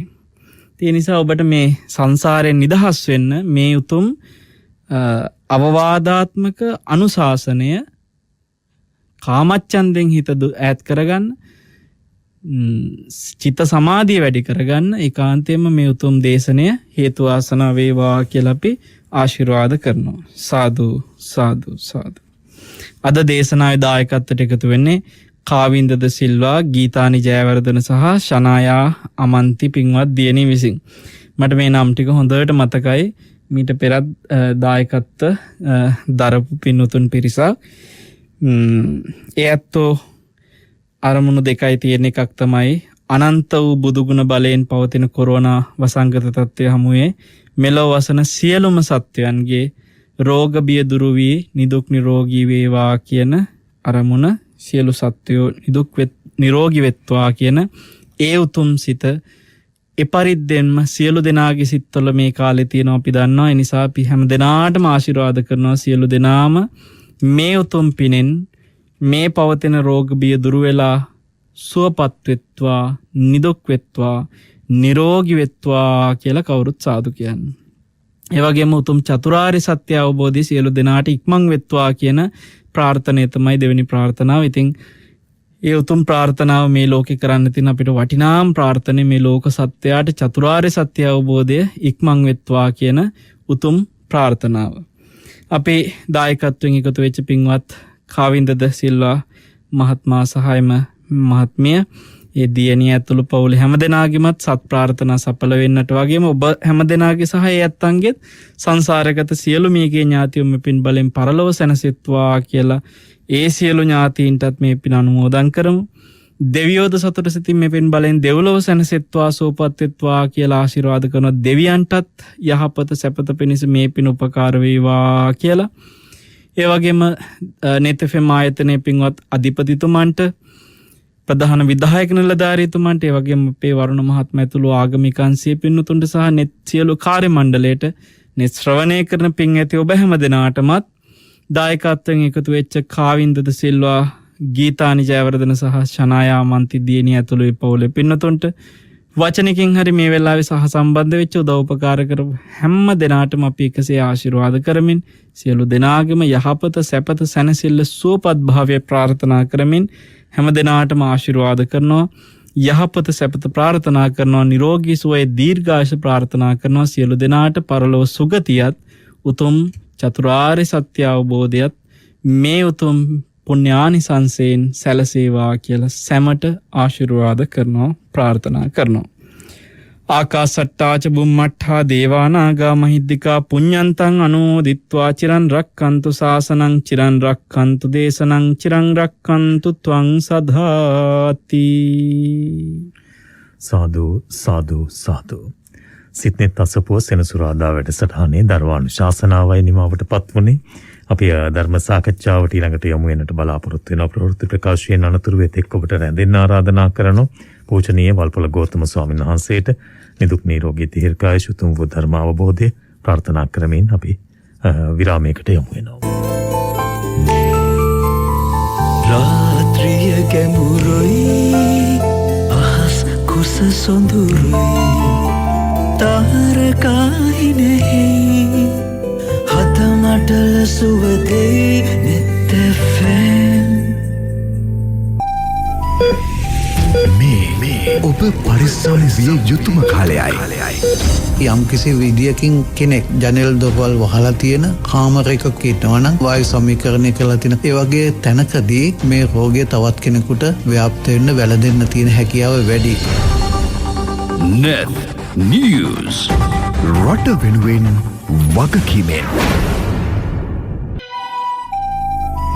මොහොතක් ඔබේ පරිස්සම ගැන හිතන්න.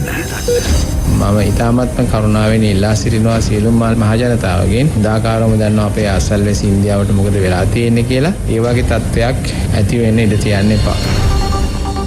Net News. රට වෙනුවෙන් වගකීමෙන්. කොරෝනා වෙසනයෙන් අසරණව සිටින අපේම අයට අත්‍යවශ්‍ය භාණ්ඩ සහ වෛද්‍ය උපකරණ පරිත්‍යාග SLT මොබිටෙල් දාන පාරමිතා රුපියල් 50ක් පරිත්‍යාග කිරීමට යස් යොදා 255ට SMS කරන්න. අප විසින් එය දෙගුණ කර ආධාරයට බැර කරනු ලැබේ. SLT මොබිටෙල් එකම එක සබැඳියාව. දෙව්සඳ හඳුන්කූරු. මොකක්ද අම්මේ දෙව්සඳ කියන්නේ? දෙව්සඳ කියන්නේ දෙවියන්ගේ කැමැත්තටනේ පුතේ. දෙව්සඳ හඳුන්කෝරෝ දෙව්ලොවත් සුවඳවත් කරයි. අම්මේ අර ඇයි මකිදු? ඒ අංකල්ලා රාන්තිලා වකින්න එයාලාගේ ගෙදරයිටයි රටටයි ආදරේ නෑ නේද අම්මේ? කවුද මකිදුට එහෙම කිව්වේ? අප්පච්චි කිව්වේ ගෙදරයිට ආදරේ නම් රටට ආදරේ නම් ඒ අය මෙච්චර දුරින් ඉන්නවා කියලා මාස් හරියට දානවා. ඒක තමයි. හැබැයි ගොඩක් අය අපි ගැනත් හිතනවා නේද අම්මේ? අපි අපේ රට ගැනම හිතමු. අපි ආරක්ෂාවෙමු. රට ආරක්ෂා කර ගනිමු. හොඳයි අපි නැවතත් සම්බන්ධ වෙනවා සෙනසුරාදා සිත්නෙත අසපුව සමඟ ධර්ම සාකච්ඡාවට යොමු වන්නේ.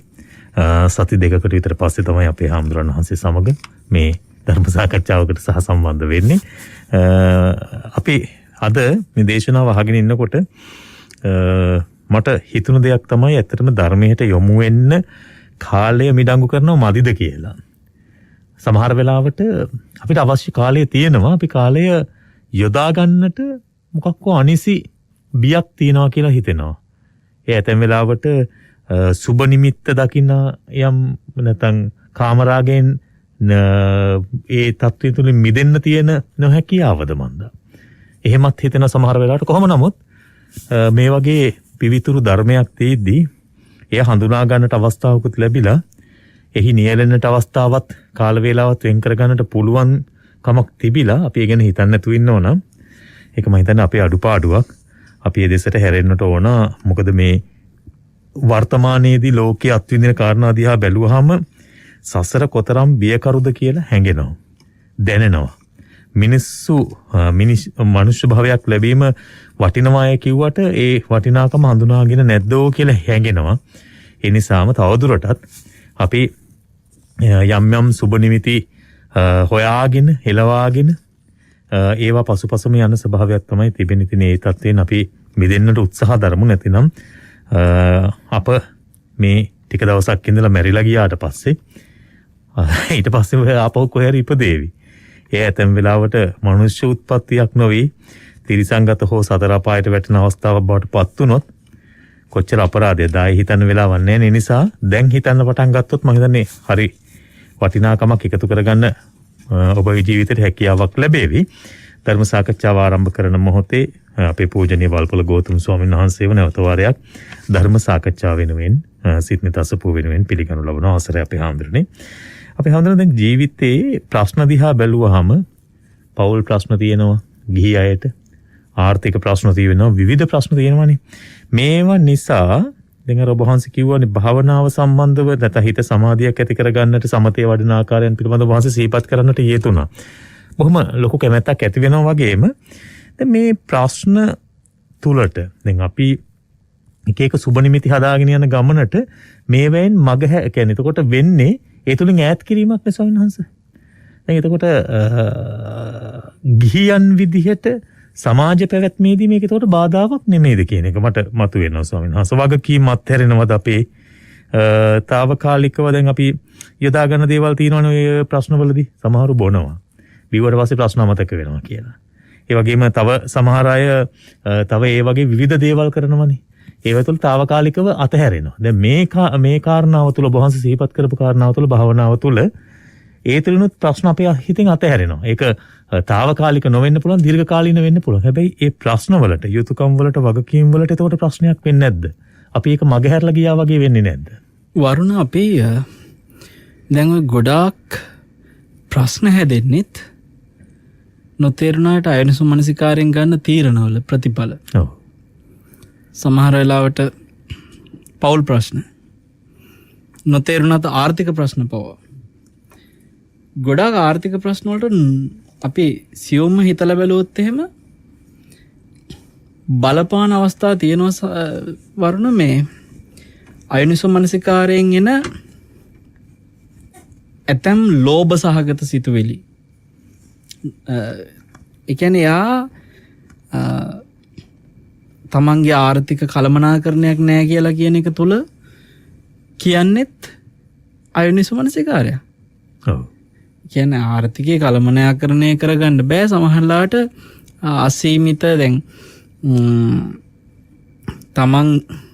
තමන්ගේ ජීවිකාවට ආයෝජනය කරන්න තියෙන මුදලත් සමහරලාට තියෙන පටු ලෝභ සහගත අරමුණු හින්දා දැන් අපි දැකලා තියෙනවා එක්තරා දක්ෂ ව්‍යාපාරික මහත්තයෙක් දවසක් කියනවා මේ ලංකාවේ ගොඩාක් පුංචි ව්‍යාපාරිකයෝ නැගිටගෙන එනකොට ඔවුන් ඉක්මනට වැටෙන්න එක හේතුවක්ලු ඒ අයගේ අර ආදායමෙන් ආපු කැපිට ආදායමෙන් ඒගොල්ලෝ ආපහු තමන්ගේ ව්‍යාපාරයට යොදවන්න තියෙන කැපිටල් එකක් තියෙනවානේ. ඕකෙන් ඕකෙන්ලු ගෙවල් ගන්න වාහන ගන්න තමන්ගේ හීන ලෝකෙට පාවිච්චි කරනවා. ඒ කියන්නේ ලාභය නෙමෙයි ප්‍රාග්ධනය තමයි යොදාගන්නේ. ඔව්. එතකොට එයා දැන් අර බුදුරජාණන් වහන්සේ ඔක හතරට බෙදලා තියෙන විදියක් තියෙන ලස්සනට. ඔව්. දෙකක් යොදවන්න කිව්වා නැවත ඔව්. ප්‍රාග්ධන විදියට. ඔව්. එතකොට ඉතුරුමක් විදියට එකක් තියාගන්න කිව්වා හතරෙන් එකක් තමන්ගේ භුක්ති විඳින්න ජීවිතේ. අනිත් එක ඉතුරුවක් විදියට තියන්න කිව්වා. ඔව්. එතකොට දැන් ඔතන හතරෙන් එකයිනේ තිබ්බේ තමන්ට මේ පරිභෝජනයට. ඒ පරිභෝජනය කරන එක තුල තමන්ගේ ඔය හීන ලෝකවල තමන් ආස කරපු දැන් සමහරු ව්‍යාපාරවලට වර්තමානයේ අපි දකින තරුණ ළමයි වුණා ව්‍යාපාර විවිධ කරන ඒගොල්ලෝ කියනවා මට අසවල් වාහනේ මගේ හීනයක් තියෙනවා. ඒක ගන්න ඕනේ. මට මේ වගේ ගෙදරක් හදා ගන්න ඕනේ. එහෙම හීන ලෝක තියෙන ඒගොල්ලන්ට. ඒක තමයි සුබ නිමිති. සුබ නිමිති. දැන් එතකොට එතන දැන් බුදුරජාණන් වහන්සේ මේ බෙදපු හතර ඇතුලේ කතා කරොත් එහෙම එයා මේ දෙකක් යොදවලා හතරෙන් දෙකක්ම යොදවලා එයා ගොඩනගා ගන්න යම්කිසි දවසක එයාගේ සුද්ධ ලාභයක් තියෙනවා නම් ඒකෙන් 125ක් නේ හතරෙන් එකක් කියන්නේ. ඔව්. එතකොට ඒ 125 තමයි එයාගේ අර හීනෙට වෙන් කරගන්න තියෙන්නේ. නමුත් වෙන්නේ මොකද්ද 50%කටත් වඩා මුදලක් එයා මේකට ටක් ගාලා දාගන්නවා. ඔව්. එයාගේ ආර්ථික කළමනාකරණය නැහැ වැටෙනවා. එතකොට මේ හිතේ තියෙන පාලන දැන් මම ඕකේ මේවා නොතේරුණාට මේ කෙලෙස් අරමුණු හින්දා පෞල් ඔබ ඇහුවේ අර පෞල් ප්‍රශ්න ආර්ථික ප්‍රශ්න ගැනනේ. ඒකයි මම මේ කියන්නේ මේ කෙලෙස් නොතේරුණාට බලපානවා තදින් මේ අවුල් වලට ආර්ථික ප්‍රශ්න වලට සහ මේ පෞල් ප්‍රශ්න වලට. පෞල් ප්‍රශ්න වලට එහෙන කෙලෙස්ම ලොකුවට බලපානවා. කියන ආර්ථික ප්‍රශ්න නොතේරුණාට එතන තමයි තියෙන්නේ. හොඳම කතාව තමයි ලොතරැයි එක සුපිරිතයාගේ ඇදිච්ච එක්තරා තරුණ පුතෙක්. ඔය සමුක සාකච්ඡාවක් කරනවා මේ අන්තර්ජාලයේ. මෙයා සුපිරිතයාගයක් ඇදලා තියෙන මෙයාට මම හිතන්නේ කෝටි 5ක් හරි වගේ මුදලක් ඒ කාලේ හම්බෙලා තියෙනවා. දැන් මෙයාට මේ මුදල ලැබුණම මෙයා ඒ මුදල යොදවලා තියෙන විදිහ තමයි දැන් සම්මුඛ සාකච්ඡාවක් කරන්න තරම් මොකක් හරි විශේෂත්වයක් තියෙන්න බෑ. ඒතර මේ සුපිරිතයාග ලැබෙන අය ඕන්තරම් ඉන්නවනේ වරුණ. මෙයාව මේ සාකච්ඡාවට අරගෙන තියෙන්නේ මෙයා හරි විශේෂයි. කෝටි 5ක ධනයක් හම්බුනාට මෙයා පාවිච්චි කරන්නේ ලක්ෂ 30 ගානක විතර වාහනයක් පොඩි වාහනයක් මේ. එතකොට දැන් මේ සාකච්ඡාව මෙහෙවන කෙනා අහනවා කෝටි 5ක විතර වාහනයක් හම්බෙච්ච ඔයාට කෝටි 5ක විතර මුදලක් හම්බෙච්ච ඔයාට මේ වගේ වාහන මේ ලක්ෂ 30ක විතර වාහනයක් පදින්න නැතුව කෝටියක දෙක හොඳ මේ බෙන්ස් එකක් BMW මේ වගේ හොඳ කාර් එකක් අරගෙන යන්න වට ජීවත් වෙන්න පුළුවන්. හොඳ ගයක් ගන්න පුළුවන්. ඒ කෝටි 5න් ඔයාට ඒ විදිහට යොදවන්න පුළුවන්. ඇයි ඔයා මෙහෙම කරේ කියලා. එතකොට අරයා හරි අපූර්වට දෙයක් කියනවා. ලොතරැයි මණ්ඩලේ හරි කොහේ හරි ඒගොල්ලන්ට ත්‍යාගය ලැබිච්ච ආයතනයක් තියෙනවානේ. මේ ආයතනයේ යම් පිරිසක් මෙයාට කිව්වලු ගොඩක් අයට ඇදෙනවා. හැබැයි හිටියටත් වඩා පහලට එතනින් ගොඩක් අය වැටෙනවා කියලා. ඇයි මේගොල්ලන්ට අර මුදල හම්බෙච්ච ගමන් මේගොල්ලන්ගේ ඔළුවේ තියෙන අර හීන ලෝක ටිකට තමයි ටක් ගාලා අර මුදල වියදම් කරගන්නේ. එහෙමයි සර්. ඒක කෙලස්නේ. ඒක ලෝභයත් එක්ක ආපු අර සුබ නිමිති ප්‍රශ්නයනේ දැන්. අයිනිසුමනසිකාරයේ ප්‍රශ්නය. මෙයාගේ හීන ලෝකෙට ටක් ගාලා ගියා. අරවා ගත්තා මේවා ගත්තා ඔන්න දැන් එයා සමාජයට පේනවා ලොතරැයියක් ඇදුණා දැන් අන්න හොඳ කායයක් කරගෙන හොඳ ගියක් කරගෙන කියන ටික තමයි දැන් පේන්නේ. දැන් මේ කියන තරුණයා ලොතරැයියක් ඇදුණා කියලාත් තේරෙන්නේ මේ චූටි වාහනයක යනවා. එතකොට මෙයා කියනවා මම මගේ මුදලෙන් මේ 1 කෝටියක් විතර මගේ අවශ්‍යතාවලට වෙන් කරලා ඉතුරු ටික ඔක්කොම මං යෙදුවේ මේ ලාභ ලබන ව්‍යාපාරයකට ආයෝජනයක් විදියට. එයා කියනවා මට ඒකෙන් යම් කිසි දවසක ලාභයෙන් තමයි මම ඔය කියන කායකට යනවා නම් යන්නේ. එහෙම නැතුව මං අර වගේ වාහනයක් කරන් මට ඒකට තෙල් ටික ගහගන්න මට ඒ ටයර් එක දාගන්න මට ඒව නඩත්තු කරන්න ඒවැ සර්විස් එකක් කරගන්න මට ඊට පස්සේ කෝ මුදලක්. මේක ඔය ලංකාවේ ගොඩක්ම තියෙන්නේ ගෙවල් හදන කොටත් ඔය ප්‍රශ්නනේ. ඔව්. ලොකු ගෙවල් හදනවා නඩත්තු කරගන්න බැරුව කඩාගෙන වැටෙන ටික කාලෙකින්. අන්න එතනම තියෙන්නේ අපේ හිතේ තියෙන කෙලෙස් වල ප්‍රශ්නයන්නේ මේ වරුණ. ඔව්. එතකොට හිත කෙලෙස්සුත් එක්ක ලෝභය තුල මෝහය තුල ගත්ත තීරණ අන්තිමට ආර්ථික ප්‍රශ්න හදලා ජීවිතේ. ඔව්. ඒ නිසා හරියම ඉවසීමකින් දැන් බලන්න අර තරුණයාට තියෙන ඉවසීම. එතකොට මේ කෙලෙස් හිත ගොඩාක් වෙලාවට තමන්ට පාඩු කරනවා. ඒක සමහරලාට තමන්ගේ සමීපම තමන්ගේ ආදරණීයයන් නැති කරනවා. සමහරලාට තමන්ගේ ආර්ථිකමය තියෙන ශක්තිය නැති කරලා දානවා. ගොඩාක් දේ නැති කරනවා වරුණ. ඉතින් මේ හිත පාලනය කරන්න පුළුවන් නම් දැන් මේ යම්කිසි විදියකට කුසලයේ තුල පුළුවන් තරම් යෝනිසමනසිකාරය හසුරවන්න පුළුවන් අය කවදාකවත් එහෙම ලේසියෙන් වැටෙන්නේ නැහැ. එහෙමයි. මොකද ඒ අය දැන් මම ඔක හරි ලස්සන එක්තරා වීඩියෝ එකක් දැක්කා පුංචි දරුවන්ට කරපු පරීක්ෂණයක් වරුණ. මේ ඒ වීඩියෝ එකේ තියෙනවා මාස්මිලෝස් මේ වගේ කැම වර්ග තියෙනවනේ පොඩි ළමයි කැමති. කැමති දේවල් ජුජුප්ස් වගේ. ඕ වගේ මාස්මිලෝස් වගේක් දාලා ඒ කියන්නේ එයාට ඒ ළමයට ප්ලේට් එකකට එකක් තියන්නේ. තියලා එයාට කියනවා ඕක අල්ලන්න නැතුව පොඩි වෙලාවක් වා ඉන්න. අපි චුට්ටක් ගිහිල්ලා එනකන් ඔයා ඕක කන්න නැතුව හිටියොත් ඔයාට ඔයිට වැඩිය තව දෙනවා වයන්. දෙකක් දෙනවා. හරිද? කියලා දැන් මෙයා වාඩි කරවලා තියනවා. අරක ඉස්සරහා. දැන් මෙයා ඉස්සරහා මේසෙ උඩ දැන් මේක තියෙනවා. ගල තියෙනවා. කවුරුත් නෑ දැන් වටේ බැලුවම. දැන් මෙයාට අරක කන්න නැතුව ටිකක් ඉවසලා හිටියොත් එහෙම දැන් තව හම්බෙනවා කියලා දැන් කියලා තියෙනවා. ඔව්. තනිකර මෙයාගේ අතේ තීරණේ තියෙන්නේ. ඉවසීම නැත්තම් දැඩි ඒ කියන්නේ තව හම්බෙන එක හින්දා නෙමෙයි. මෙතන බලන්නේ අර තව දෙන එකට වඩා මේ ළමයාට මේක මේ අර හැඟීම පාලනය කරගන්න පුළුවන්ද මේ කෑම ආස කෑමන්නේ. එතකොට සමහර ළමයි කනවා. සමහර ළමයි ඉන්නවා. ඉතින් මේ මම දැකලා තියෙනවා යම් පුහුණු කරන බල්ලෝ හදනකොටත් ඔය විදියට බල්ලන්ව පුහුණු කිරීම කරනවා. එහෙමයි. ඒගොල්ලෝ කැමති දේවල් යම් කාලයක් කියනකම් දෙන්නේ නැහැ කියලා යම් විදියට හුරු කරනවා. එතකොට අපිට බුදුරජාණන් වහන්සේ මේ නිවන් මඟ තුල දැන් සීලය වඩන එකේදී දීලා තියෙන උපදේශ දිහා බැලුවත් මේ දේ ආස්වාදයක් තිබ්බට මේක කොළොත් මෙන්න මෙහෙම ආදීනව තියෙනවා කියලා පෙන්වලා තියෙනවා. මේක මේ මොහොතේ తాවකාලික ආස්වාදයක් තිබ්බට මේකෙන් වැළකුණොත් මෙන්න මේ වගේ ආනිසංස තියෙනවා කියලා පෙන්නනවා.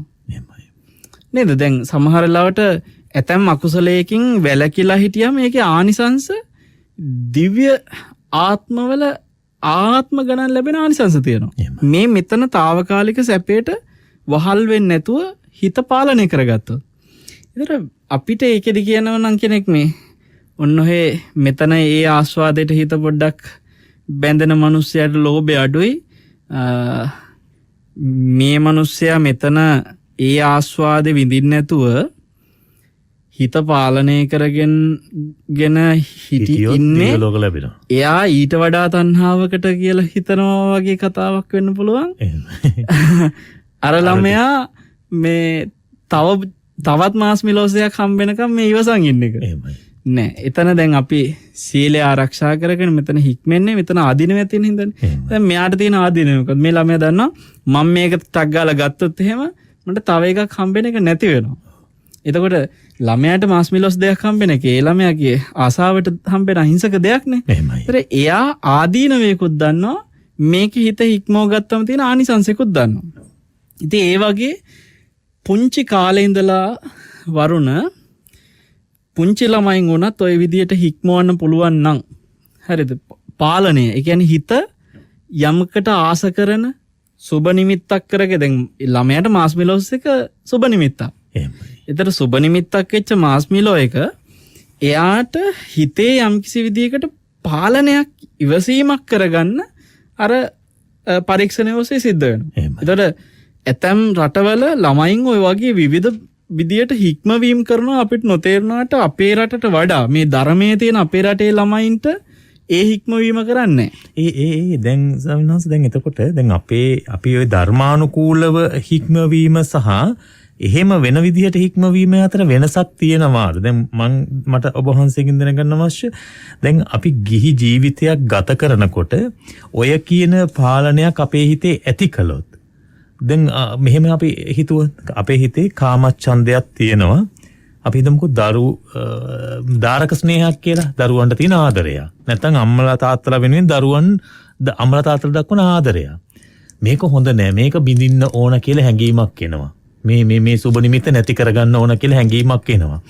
එතකොට ඒ සුබ නිමිත්ත නැති කරගන්න ඕන අපි යම් ආකාරයකට ලෝකෝත්තර මාර්ගයකට හෝ නිකන් උසස් ධර්මයකට ගිහිල්ලා ඒ තුලින් හිත ධර්මානුකූලව මේ සසර යන ආදීනව හඳුනාගෙන ඒකෙන් මිදෙන මට්ටමකට පත් කර ගන්නද? එහෙම නැතිනම් මේ ඉන්න ගිහි ජීවිතය තුල එය යම් ආකාරයකට ඒ නැති කර ගැනීම තුල එයට ප්‍රශ්නයක් ඇති වෙන්නේ නැද්ද කියන කාරණාව මම ඔබ වහන්සේගෙන් දැනගන්න කැමතියි. වරුණ දැන් මිනිස්සු නිතර අහන ප්‍රශ්නයක් තියෙනවා. මේ සමහර අය අනවබෝධෙන් මේ හාමුදුරුවනේ මේ ඔය කියන ආරෂ්ඨාංගික මාර්ගය පරිපූර්ණ කරගෙන රහත් වුණාම පිරිනිවන් පාලා දැන් මේ ඒගොල්ලන්ගේ මානසිකත්වය තුළ ඉඳලා අහන විදිය ආයෙ උපදින්න නැත්තම්. ඔව්. හාමුදුරුවනේ මේක මේ මිනිස්සු හැමෝම ඕක කරන්න ගියොත් එහෙම මිනිස්සු නැති වෙයි. එතන මිනිස්සු නැති වෙන්නේ. හරිද? ඒගොල්ලන්ට දැන් තියෙන ප්‍රශ්නයක එයාලා හිතන්නේ මේක මේ නිකන් කඩේකට ගිහිල්ලා බරු ටිකක් ගන්නවා වගේ ටක් ගාලා කරන්න පුළුවන් එකක් කියලා. ඔව්. මේ හරි ලේසි. එහෙමයි. ඒ හින්දා දැන් ඒ අහන මිනිස්සයාට තියා මේ කියන කෙනෙකුටවත් ඒක එච්චර ලේසි නෑ කියන එක තේරෙනවනේ වරුණ. එහෙමයි. එතකොට මේගොල්ලෝ අහන්නේ නිකන් හරි ලේසි මේ හිත කරන්න පුළුවන් දෙයක් වගේ හිතන් තමයි අහන්නේ. එහෙමයි. වරුණගේ අහන ප්‍රශ්නේදීත් කියන්න තියෙන එකමයි. ඔව්. ඒ කියන්නේ අපි මේ දරුවෝ කෙරෙහි තියෙන දාරක ස්නේහය නැති කරගන්න මේ ධර්මයට යොමු වෙනකොට පුළුවන් වෙනවා කියන එක හැම එහෙම මේ හිතන තරම් ලේසියෙන් වෙන එකක් නෙමෙයි වරුණ. ඔව්. සෝවාන් වුණත් නැති වෙන්නේ නැහැ කියන එක තේරෙනවනේ. විසාක කොහොමද හැසිරුනේ කියලා පේනවනේ මිනි බිරියන්ට පවා. එහෙමයි. ඉතින් එතකොට හිතන්න දැන් සෝතාපන්න වීම පිණිස මේ සතිය පුරුදු කරන එක ඇතුලේ යම්කිසි ඒ සෝතාපන්න ඵලයට පත් වෙනවා නම් ඒ පත් උනත් ඒත් අර කියන දාරක ස්නේහ නැති වෙලා නැත්තම් ඉතින් අපි මෙතෙන්දි මේ අනවශ්‍ය පැත්තක් හිතන්න කියලා තේරෙනවා. අර හරියට නිකන් අම්බෝ නිවන් දකින්න ගියාම ලෝකෙ මිනිසු නැති වෙයි කියලා හිතනවා වගේ මේ ප්‍රායෝගික නැති දෙයක් ඔය හිතන්නේ. ඔව්.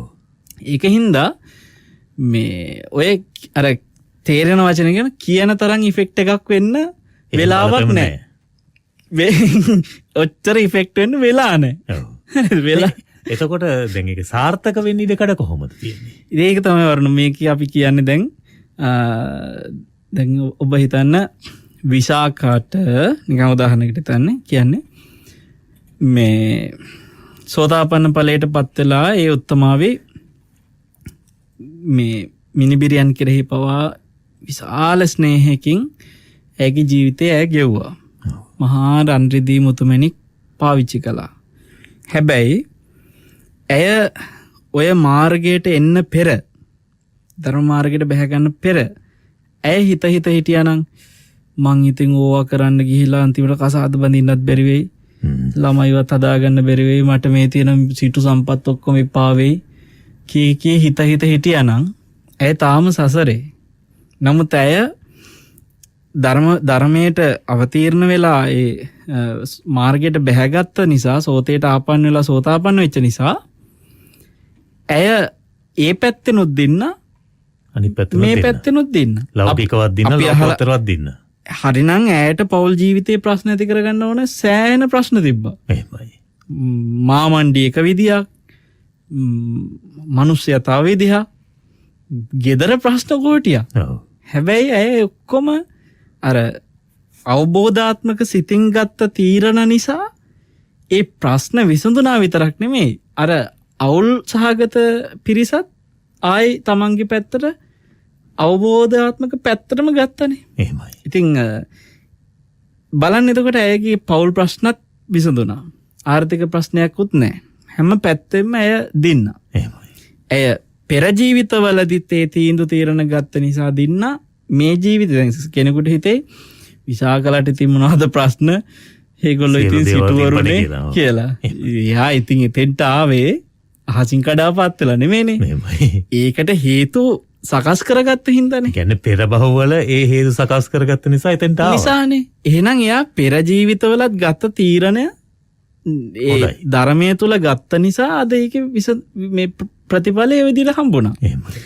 මේ ජීවිතෙත් එයා ඒ විදිහට ගත්ත නිසා තීන්දුව තීරණ එයාට මීළඟට උපදිනකොටත් එයා ඒ විදිහටම උපදිනවා. දැන් අර ඔබ වහන්සේ කියන දේ මම අහපු ප්‍රශ්නය තුලදී දැන් අපි ඒ විදිහට හිතලා ගත්තොත් එහෙම ඕම හිතන්න ගියාම මෙන්න මේකත් නැති වෙනවා.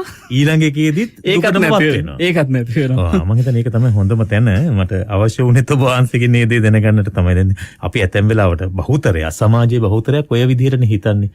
එයාලට දැන් තියෙන ප්‍රශ්නේ තමයි මගේ කනට ඇහුණු මන් දන්න අයගෙනුත් එහෙම ප්‍රශ්න ඇවිල්ලා තියෙනවා. සමහරු කියනවා ඕවට ඕනට වැඩිය ගියාට පස්සේ අපිට මේ ඉන්න ටික කරගන්න බැරි වෙනවා. වර්ණ ඔකට හොඳ උදාහරණයක් මම කියන්නම්. ඔය අට්ටික සංඥාව ගැන මම අර කාලයක් ඉගෙනුවේ. අපි බවුන් පැලැස්සේ තේ පුහුණුවට විශේෂ වැඩපිළිවෙළවල තියෙනවා. මේ ඇටසැකිලි වල මේ ඇප් එකක් තියෙනවා. ඇප්ස් තියෙන ඕන තරම් වෛද්‍යවරුන්ට ඉගෙන ගන්න හදපු මේ සම්පූර්ණ ඇටසැකිල්ල හොඳට මේ කියන්නේ සජීවී වගේ දකින්න පුළුවන් විදිහට හොඳ මේ කියන්නේ ඒකට ජංගම යෙදවුම් නේද? මොබයිල් ඇප්ස් තියෙනවා.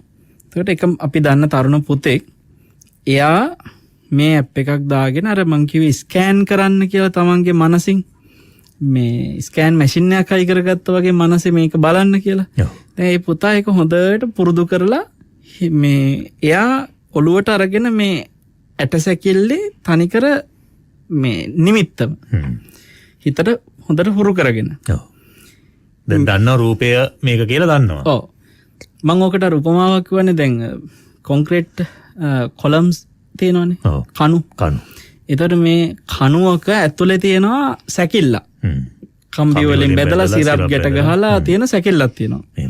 එතකොට දැන් අපි කණුව දැක්ක ගමන් සැකිල්ල අපේ ඔළුවට එන්නේ නැහැ. සමහරවිට කණුවත් හදලා ඒක ඊට පස්සේ සමහරලට කණුල කපලාරු කරලා, පොටි අදිනවා පොටි එක්ක ඇදලා. ටයිල් අල්ලනවා මොනවා හරිත් කරනවානේ සමහර කණු. ඔව්.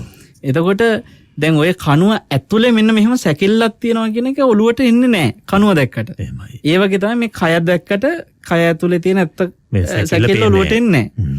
ඒතර දැන් මේ අර අට්ටික සංඥා හොඳට හිතට හුරු කරගත් මේ පුතා මට කියන සයන්හන්ස මේ මම නිකන් සෙල්ලමට වගේ මේක මේ අත්හදා බැලුවා අධ්‍යයනයක් කළා. ඔව්. මගේ හිතේ හදාගත්ත අර සංඥාවෙන් මට අර අනවශ්‍ය හැඟීමක් වෙන කවුරු හරි කෙනෙක් හිටියොත් ඒ කියන්නේ යම් කිසි තරුණියක් ඔව්. දැන් මෙයා ප්‍රේමවන්තයෙක්. මෙයාට විවාහ වෙන්න පෙම්වතියක් ඉන්නවා. එහෙමයි. ඒතර මෙයා කියන සයන්හන්ස මම එයා හැර අනිත් අය ගැන මට අනවශ්‍ය හැඟීමක් ආවොත් කවුරු හරි සුබ නිමිත්තක් එන්න එක්කෝ මට මොන හරි විදිහකින් නිකන් ඔවුන්ගේ ආකර්ෂණයක් ආවොත් ආකර්ෂණයකින් වෙන කෙනෙක් එනවා මොන හරි අනවශ්‍ය පැත්තකට මම එයාව අර ඔබ වහන්සේ කියලා දුන්න විදිහට ස්කෑන් කරා මේ සැකිල්ලෙන් මට ටක් ගාලා ඒ කෙනාගේ ඇත්ත తත්වය හිතට දැනෙනවා සම්පූර්ණ ඒ කෙනා කෙරෙහි මොනම ආකාරයෙන්වත් රාග හිතක් ඇති වෙන්නේ නැති වෙන විදිහට මගේ හිත ලස්සනට පාලනය වෙනවා මට මේක ප්‍රායෝගිකව කරගෙන යනකොට. ඔව්. හැබැයි මම අත්හදා බැලුවා ඒ විදිහට මගේ පෙම්වතියව මම ස්කෑන් නොකර ඉන්න. ඔව්. එයා මගේ පෙම්වතිය. ඒ නිසා මම කරන්නේ එයාව තියලා අනිත් අයව ස්කෑන් කරන්න ගත්තා. එහෙම වුණා කියලා කිසිම ප්‍රශ්නයක් වුණේ නැහැ මට මගේ පෙම්වතිය සම්බන්ධ එහෙම ඒ හැඟීම් ඇති වුණේ ඒ කියන්නේ ස්කෑන් කලහම ඇතිවන තත්ත්වය ඇති වුණේ අසුබේ ඇති වුණේ එයා ගැන එහෙම මේ අට්ටික සංඥාවෙන් බලන්න නැතුව හිටියම ඒකේ පෙර විදියටම එයා ගැන ආදරෙන් එහෙම ගියා මගේ හිත. එහෙම. මේ ළමයා මේ ක්‍රමේ පුහුණු වෙලා කියනවා හාමුදුරනේ මෙහෙම කරත හැකි නම් මේ අනියම් ප්‍රශ්නත් එක්ක සමාජයේ පවුල් අවුල් වෙන ඒවා ඔක්කොම සෑහෙන විසඳගත හැකින මේ රාග ප්‍රහාණය එක්ක කියලා. දැන් රාග ප්‍රහාණය කියන වචනේ කිව්ව ගමන් වරුණ ඔය තරුණයා මේ පුහුණු වෙච්ච වැඩේ පිළිවෙල නෙමෙයි. මිනිස්සුන්ට ටක් ගාලා මතක් වෙන්නේ රාග ප්‍රහාණය කරනකෝ අපෝ එතකොට අපේ නෝනාට මාව එපා වෙයි. පෙම්වතියට මාව එපා වෙයි. අපේ කසාදේ කැඩෙයි. ඕකනේ ඔළුවට එන්නේ. ඒ කියන්නේ අර කෝටි ගානක් ලෝකේ ඉන්න කාන්තාවන් සම්බන්ධ රාග ප්‍රහාණයට යන්න තියෙන මානසිකත්වය නෙමෙයි එන්නේ තමන්ගේ මේ එකම එක නෝනව තමයි අල්ලගන්නේ. එහෙමයි. එකම එක පෙම්වතිය තමයි අල්ලගන්නේ. ඒ අල්ලගෙන හිතනවා ඔය රාග ප්‍රහාණ කරන්න ගියොත් එහෙම අපේ ජීවිත අවුල් වෙනවා කියලා. ඉතින් එහෙමනම් ගිහි ගෙදර ගත කරන ශ්‍රාවකයෝ මේ සතිය වඩමින් වීරිය වඩමින් දැන් විශාඛා කියන්නේ සිහිය වීරිය නිකන් නෙමෙයි සම්මා වායාම සම්මා සතිය කියන මේ අංගවලට බැහැගෙන හිටපු කෙනෙක්නේ. එහෙමයි. ඒතර එයාලට පුළුවන් වුණා ගිහි ගෙදර ඒ විදියට ගත කරමින් තමන්ගේ පෞල් ජීවිතය ඉතාම සාර්ථකව ගෙවන්න. අපි හඳ එතකොට එතනදී හිත රවටා ගැනීමක්ද වෙන්නේ? කිසිම රවටා ගැනීමක් නෑ. එතකොට අපි සවනහස දැන් එහෙම හිත රවටා ගැනීමක් නැත්නම් දැන් අපි දැන් අර මෙහෙම හිතුවොත් එහෙම දැන් අපිට එය දැන් යම් දෙයක් පරිභෝජනය නිසා එපා වෙනවනේ. දැන් සුබ නිමිත්ත වුණත් එහෙම වෙන්නේ නැද්ද? ඒ කියන්නේ යම් දෙයක් දිගට මේක පරිභෝජනය කරලා දැන් ඔය දැන් සමහරු කියනවා නේ අම්මෝ මට ඕ දැන් කාලා මට දැන් ඔය පාලා තියෙන්නේ කියලා. අන්න එහෙම වෙනකොට ඔය කියන සුබ නිමිත්ත කාමචන්දය ඇති වෙන්නේ නැති මට්ටමට යන මට්ටමක් එන්නේ නැද්ද? වරුණ දැන් සුබ නිමිත්තක් කියන්නේ අකුසල සහගත සිතක්. ඔව්. එතකොට පටිඝ නිමිත්ත කියන්නේ අකුසල සහගත සිතක මේ තියෙන නිමිති. එතකොට මේවයි ස්වභාවය තමයි ඇලෙන එකයි ගැටෙන එකයි. නවතින්නේ. ඔව් ඇලෙනවද එක්ක ඇලෙනවා ඊට පස්සේ ගැටි කියලා හිතෙනවා එතන ගැටෙනවා. ඕක තමයි ඕකේ තියෙන කතාව. ඒ කියන්නේ ඇලෙන එක එපා වෙනවා කියන්නේ ගැටෙනවා. එතකොට දැන් තමන්ගේ විවාහක බිරිඳ ගැන වුණත් සමහර වෙලාවට කෙනෙකුට මට ඒ කාලේ මම යට හරීම ආදරේ මේ මට දැන් එපා වෙලා තියෙන කියන්නේ එදා ඇලුණා දැන් ගැටෙනවා. ඔය දෙක විතරයි. එතකොට මේ අපි කතා කරන සති නිමිත්තක් කියන එක ඇලීම් ගැටීම් දෙකෙන් තොරයි වරුණ. මට අවශ්‍යත් යන්න එතන තමයි දැනගන්න. දැන් අපි බේබද්දෙක් යම් ආකාරයකට මත් වෙන දෙයක් බීලා ඉවරලා ඒ ප්‍රශ්නෙට විසඳුමක් ලැබුණාය කියලා හිතන తాවකාලික විසඳුමයි මේ තුලින් ලැබෙන විසඳුම අතර වෙනස මොකක්ද? ඔව් මෙතන සති නිමිත්ත කියන්නේ ඇලෙන තැනකුත් නෙමෙයි ගැටෙන තැනකුත් නෙමෙයි මේක යථාර්ථය. ඒක තුල ඇති වෙනවනේ සැනසෙල්ල. ඒ සැනසෙල්ල වරුණ කවදාක්වත් අර මේ කාමයන්ගේ ස්වභාවය වගේ දැන් කාමයන්ගේ ස්වභාවය තියෙනවා යමක් වින්දට පස්සේ ඊට වඩා එකක් විඳින්න ඕන වෙනවා. ඉතින් නවතින්නේ උඩට යන්න හදන්නේ තව. ඒකනේ දැන් අර කියන්නේ දැන් ප්‍රාදේශීය මන්ත්‍රීකින් පටන් ගන්න ඊට පස්සේ ග්‍රාමසේවක ජනාධිපති වෙනවා යනවා. එහෙම නේද? ඊට පස්සේ පුළුවන් නම් තව රටක් අල්ල තෑකි නම් ඒවත් අල්ලනවා. ලෝකෙම සක්විති වෙන්න පුළුවන් නම් ඒකනේ කාමයේ හැටි. මේ සති නිමිත්ත කියන එකේ තියෙන්නේ මේක එපා දැන් මේ තීච් එක එපා වෙලා තව එකක් හොයන්න යන එකක් නෙමෙයි. මේ තියෙන එක තුළ ආස්වාදේ විඳිනවා ඒ නිරාමිස ප්‍රීතියකින් ඒ නිරාමිස ප්‍රීතිය ඕක අර ලස්සනට උපමා කරන්නේ කුෂ්ඨ රෝගියෙක් සුව වුණාට පස්සේ ස්වභාවයට. කියන්නේ කුෂ්ඨේ කහනකොට තිබ්බ සැපය. ඒ සැපේ විඳිනවනේ. කුෂ්ඨේ කහන. එතකොට දැන් මේක රත් කරනකොට හරි සනීපයි. කහනකොට සනීපයි. හැබැයි මේ කුෂ්ඨේ සනීප වෙච්ච දාට එයාට අර කුෂ්ඨේ කහ ඉන්න ඕන වෙච්ච ඒ සැපය ආයි ඕන වෙන්නේ නැහැ. ඒ වගේ කියනවා කාම සැපයට තීච්ච කැමැත්ත හිතෙන් අවබෝධයෙන්ම අතහැරිලා ප්‍රඥාවෙන් ඒ කියන්නේ පංච උපාදානස්කන්ධ ගැන අවබෝධයක් ඇති වෙලා ඒ අවබෝධය තුළ අර කාම සැපේට සම්පූර්ණ හිත ඈත් වෙච්ච තැන. එහෙමයි. හිත නික්කම්මෙටම පත් වෙච්ච තැන. කොටිම කියනවා නම් රහතන් වහන්සේලා කියන්නේ ඒ කාමයෙන් සම්පූර්ණ හිත නිදහස් කරගත් උත්තමයෝ. උන්වහන්සේලාට කුෂ්ඨ රෝගී සනීප වෙච්ච උත්තමයෝ. එහෙමයි. ඒ කුෂ්ඨේ සනීප වෙච්ච රහතන් වහන්සේට සමීර මේ වරුණ අපි දකිනවා කුෂ්ඨ සනීපුණාට පස්සේ ආයි කහ ඉන්න ඕනකමක් එන්නෙත් නැහැ. තව ඉන්න ඕනකමක් එන්නෙත් නැහැ. ඒ පෙරවිඳපු සැපේට කිසිම ආසාවක් එන්නේ නැහැ. එතකොට දැන් එතෙන්ට ආවට පස්සෙත් ඔබට හිතෙනවද මේ දැන් මෙතනින් පස්සේ ආයිතින් ඉන්න දෙනවා ආයි කහ ඉන්න ආයි තුවාල කරගන්න එකන්නේ. දැන් එහෙම සනීපුණාට පස්සේ තව දුරට මොකක්ද දෙන්නේ? දැන් සනීපයිනේ. ඔව්. දැන් මොකක්ද දෙන්නේ? දැන් ආයි කතාවක් නැහැ. ඒ සැපේ විඳිනවා. ඒක තමයි නිරාමිස සැපේ ස්වභාවය. නිරාමිස සැපේ නිකන් අර කාම සැපේ වගේ මේ සීමාවක් නැතුව කාම සැපේ තියෙන අසීමිත හඹාගෙන යන එක ඒ ස්වභාවය නිරාමිස සැපේක නෑ. ඒ කියන්නේ ස්වාමීන් වහන්සේ දැන් එතකොට අරහත් හිතක ස්වභාවය සුබ නිමිති නැතිද? එතකොට සංගෝය දැන් සුබ නිමිත්තත් එක්ක පහළවන සංකල්ප රාගයක් ඇති වෙන්නේ නැද්ද? නැත්නම් ඒවා හඳුනා ගන්නවද? නැත්නම් ගණන් ගන්නේ නැද්ද? තමාට අදාළ කරගන්නේ නැද්ද? මොකද්ද ඒ හැඟීම් ගැන දැනීමක් නැතිද? කුමක්ද ඒ අරහත් වේදී මම දේශනාවේ ඊටාම පැහැදිලිව කිව්වා සුබ නිමිත්තක් කියන එක හටගන්න හේතු වෙන්නෙම සංඥා විපල්ලාසයක් කියලා.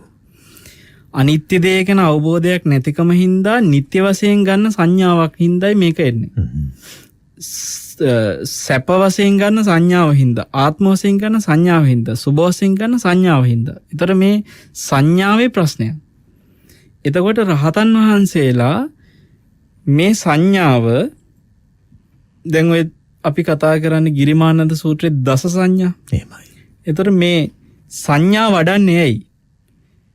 අනිත්‍ය වශයෙන් සංඥාවක් පුරුදු කරන්නේ ඇයි? විරාග සංඥා, නිරෝධ සංඥා පුරුදු කරන්නේ ඇයි? මේ විපල්ලාසයට ප්‍රශ්නට උත්තරයක් විදියට. එහෙමයි. ඒතර මේ විපල්ලාසයේ මේ විකෘති වෙච්ච සංඥාව ආයි ප්‍රකෘති කරගන්නනේ. එහෙමයි. එතකොට රහතන් වහන්සේට වරුණ ආය අමුතුවෙන් ප්‍රකෘති කරන්න කිසිම දෙයක් කරන්න ඕනේ නැහැ. උන්වහන්සේ ස්වභාවයෙන්ම ප්‍රකෘති වෙලා ඉවරයි සංඥාව. එහෙමයි. උන්වහන්සේට අනිත්‍ය වශයෙන් විමසන්න දෙයක් නැහැ. උන්වහන්සේට අසුබ වශයෙන් විමසන්න දෙයක් නැහැ. උන්වහන්සේ ස්වභාවයෙන්ම මේකේ තියෙන ඇත්ති සැටියෙන්ම ප්‍රකෘති සංඥාවෙන්ම දකින්න. එහෙමයි. එතකොට එතන උන්වහන්සේගේ සිත සුබ නිමිති, පාටික නිමිති මේ කිසිවක් මොන්නම්ම විදිහකින්වත් හටගන්න ස්වභාවයවත් නැහැ. හට ගන්නවා තියා හටගන්න ස්වභාවයක් තියෙනවනේ. ඒ ස්වභාවයවත් නැහැ. දැන් අපි ස්වභාවය නැහැ කියන්නේ මෙහෙමයි. අපි කියමු මිරිස් කරලක සැරයිනේ මිරිස් කරල.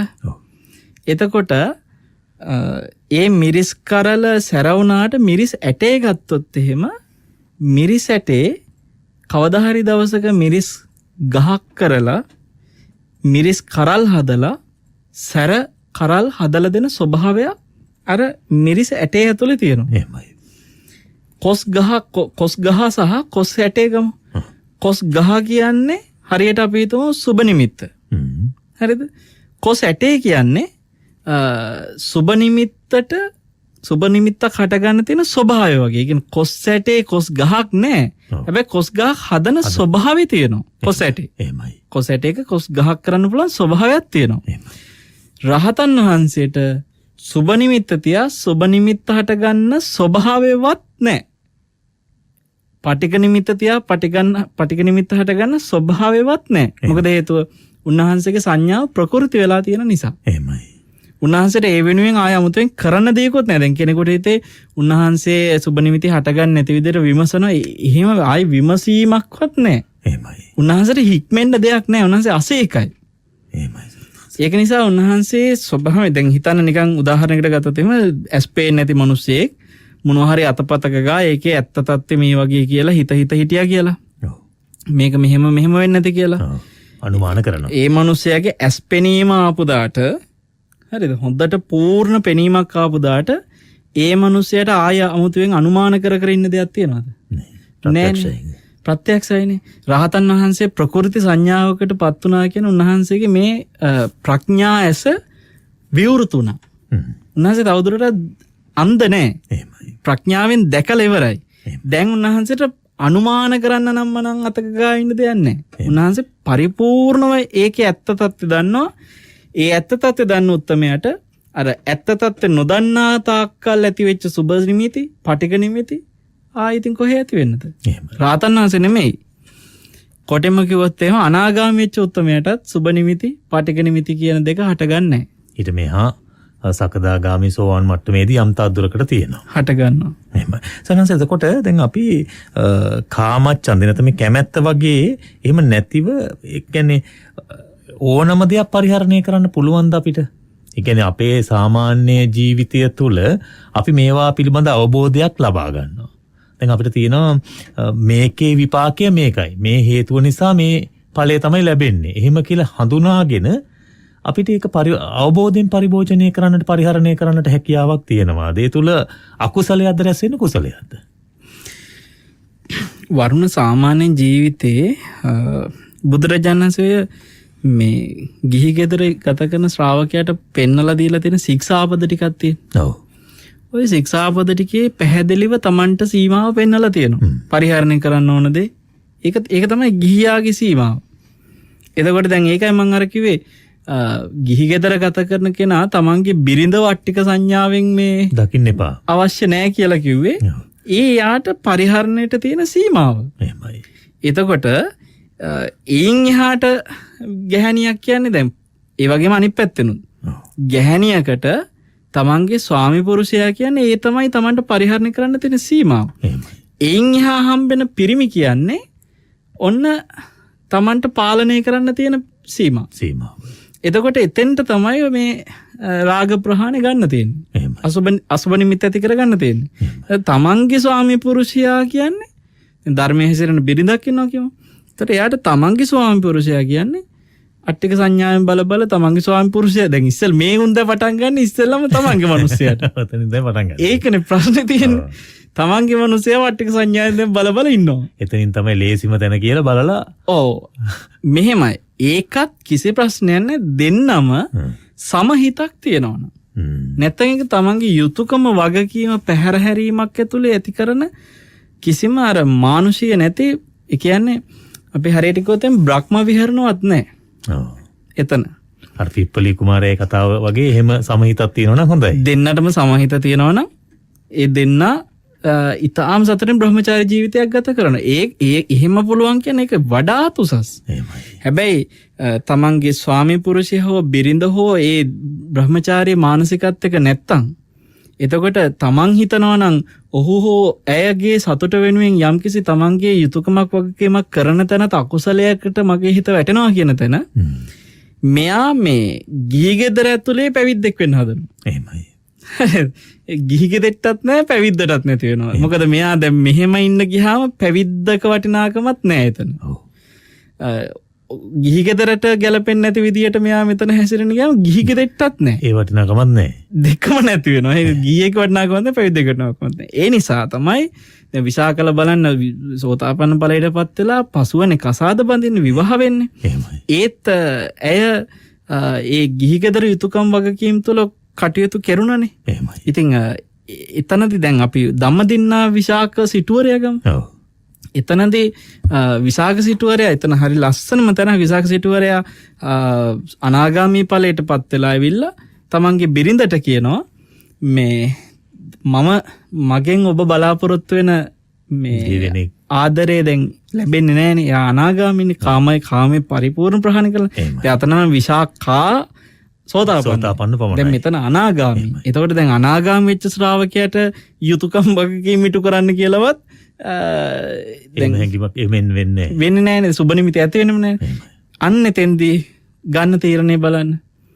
කවුරු හරි කැමති කෙනෙක් ඉන්නවා නම් කියන්න විවාහ කරලා දෙන්න. සම්බන්ධ කරලා දෙන්න. විවාහ කරලා දෙන්න. එහෙම නැත්තම් මගේ ළඟ ඉඳලා වැඩක් නැහැ. මං ගිහිල්ලා අම්මලට බාර දෙන්න. එතකොට කවදා හරි අම්මලාගේ වගකීමෙන් අම්මලට බාර දෙන්නම් කිව්වේ මොකටද? අම්මලාගේ දෙට්ට වෙලා ඉන්න කායවලකටවත් යන්න එපා කියලා නෙමෙයි. අම්මලට බාර දුන්නම වගකීම් කාර්යයක් ඉන්නවා. කවුද? අම්මලා.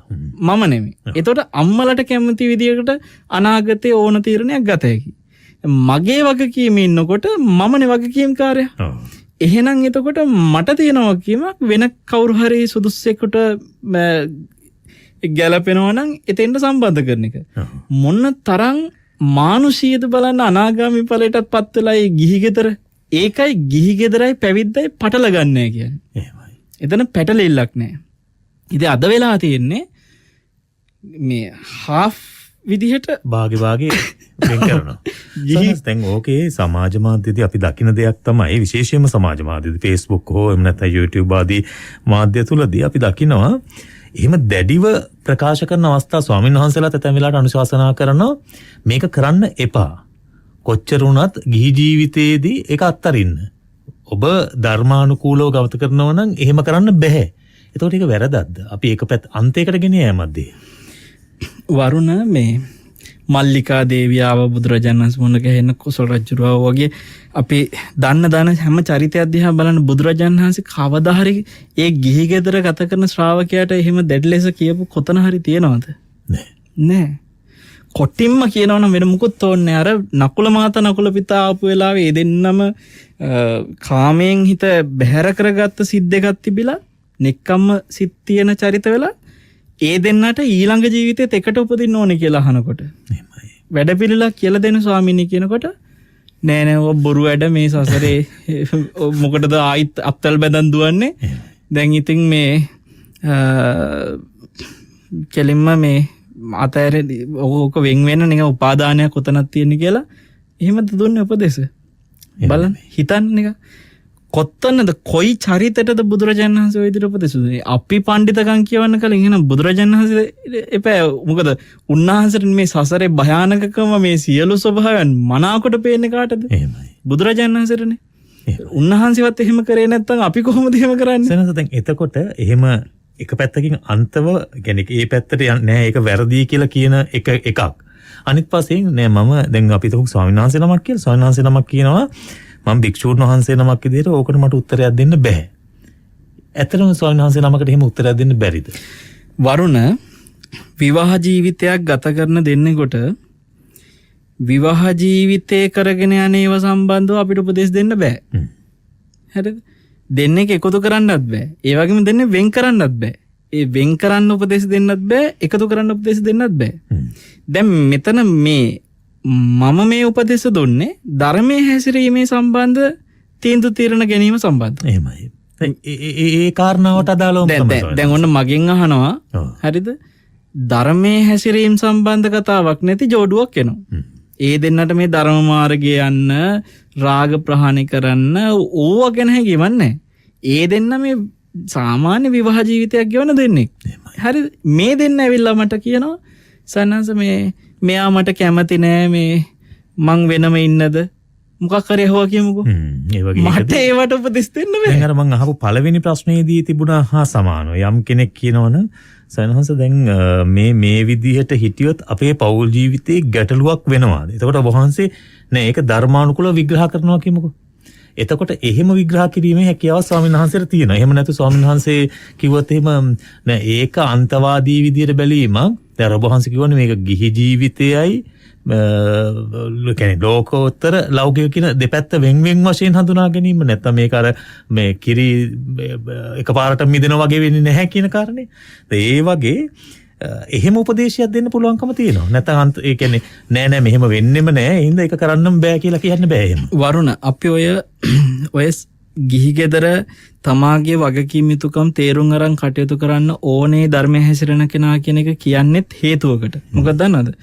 අන්තිමේදී නැති ප්‍රශ්න හදාගෙන පවුල්වල ඊට පස්සේ මහා අරවුල් හදාගෙන සමහර වෙලාවට ඒකේ අවසාන ප්‍රතිඵලය හැටියට මේ ධර්මයට ආපු උන්දෙත් ජීවිතය අවුල් කරගෙන ධර්මයෙන් ඈත් වෙනවා. සමහරලාවට තවත් ප්‍රතිඵලයක් ඒ ප්‍රශ්නේ අර මිනිස්යව සමහරලාවට ඒ තමන්ගේ ස්වාමියාව අගේට ධර්මයට ගන්න තීච්ච අවස්ථාවක් නැති කරගෙන ඒ මිනිස්සයා ධර්මයට වෛර කරන මිනිස්සෙක් බවට පත් වෙනවා. එහෙමයි. සමහරලාට මේ නෝනා යම් ස්වාමීන් වහන්සේ නමක් ඇසුරු කරලා ධර්ම දේශන ඇහුවනම් අර මහත්තයා අර ස්වාමීන් වහන්සේලාත් වෛර කර බයින්න පටන් ගන්නවා.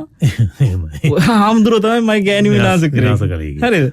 ඔය එක්ක මේ බිරිඳ මේ බයිනවා හාමුදුරුවන්ට මගේ මිනිහාව කෑවේ අර හාමුදුරුවෝ තමයි කියලා. එතකොට ඇයි මෙයා මේ උපක්‍රමශීලීව තමන්ගේ වගකීම් යුතුකම තේරුම් අරන් තමන් ඉන්නේ ගිහි ගෙදර කියන එක තේරුම් අරන් කටයුතු නොකිරීම නිසා වරුණ තවත් ධර්මයට ගන්න තියෙන කෙනෙක්ව ධර්මයෙන් ඈත් කළා. සහ ඒ මනුස්සයා නැති අකුසල් උපද්දගෙන හාමුදුරුවන්ට බැන ධර්මයට බැන අර මනුස්සයා නිරේ උපදිනවා. එතකොට තමන්ගේ ස්වාමි පුරුෂයා තමන්ගේ බිරිඳ නිරේ උපදින තැනට පත් කරන එකද මේ ධර්මයේ හැසිරෙන කෙනෙක් වගකීම.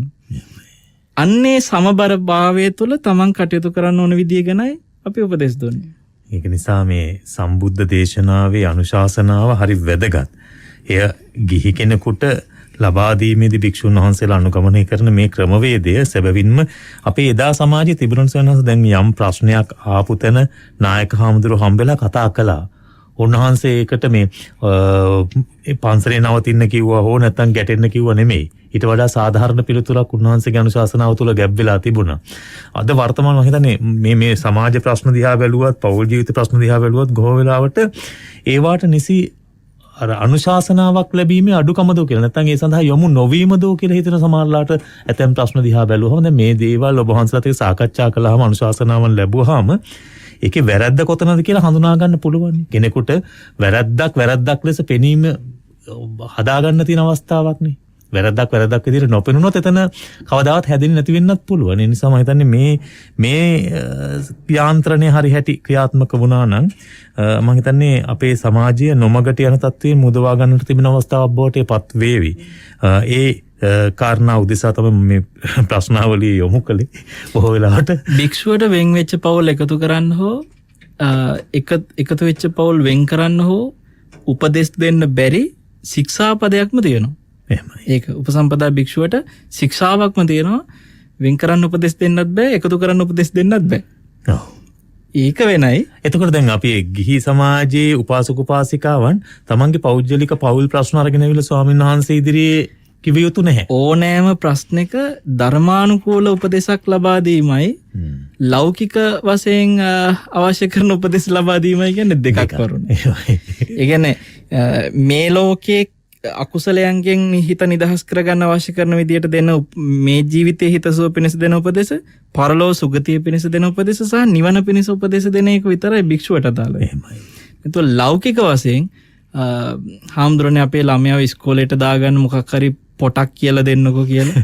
ඒ වගේ අර ලෞකිකේවට උපදෙස් දෙන જાතිය දේවල් භික්ෂුවට කැප නෑ වරුණ. එහෙමයි. අපිට සමගන්නත් කාල වේලාව ක්‍රමක්‍රමයෙන් ලං වෙලා තිබෙන්නේ.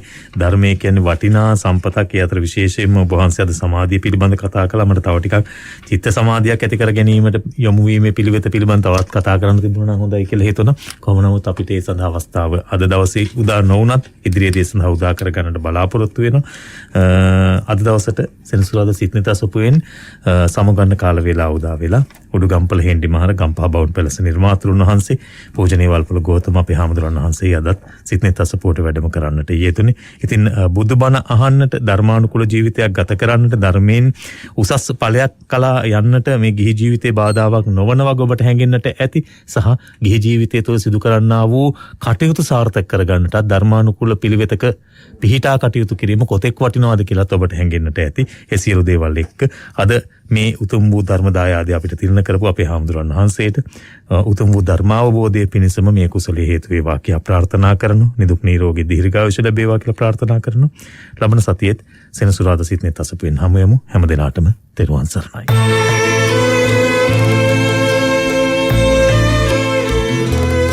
සිත්නෙත් අසපුව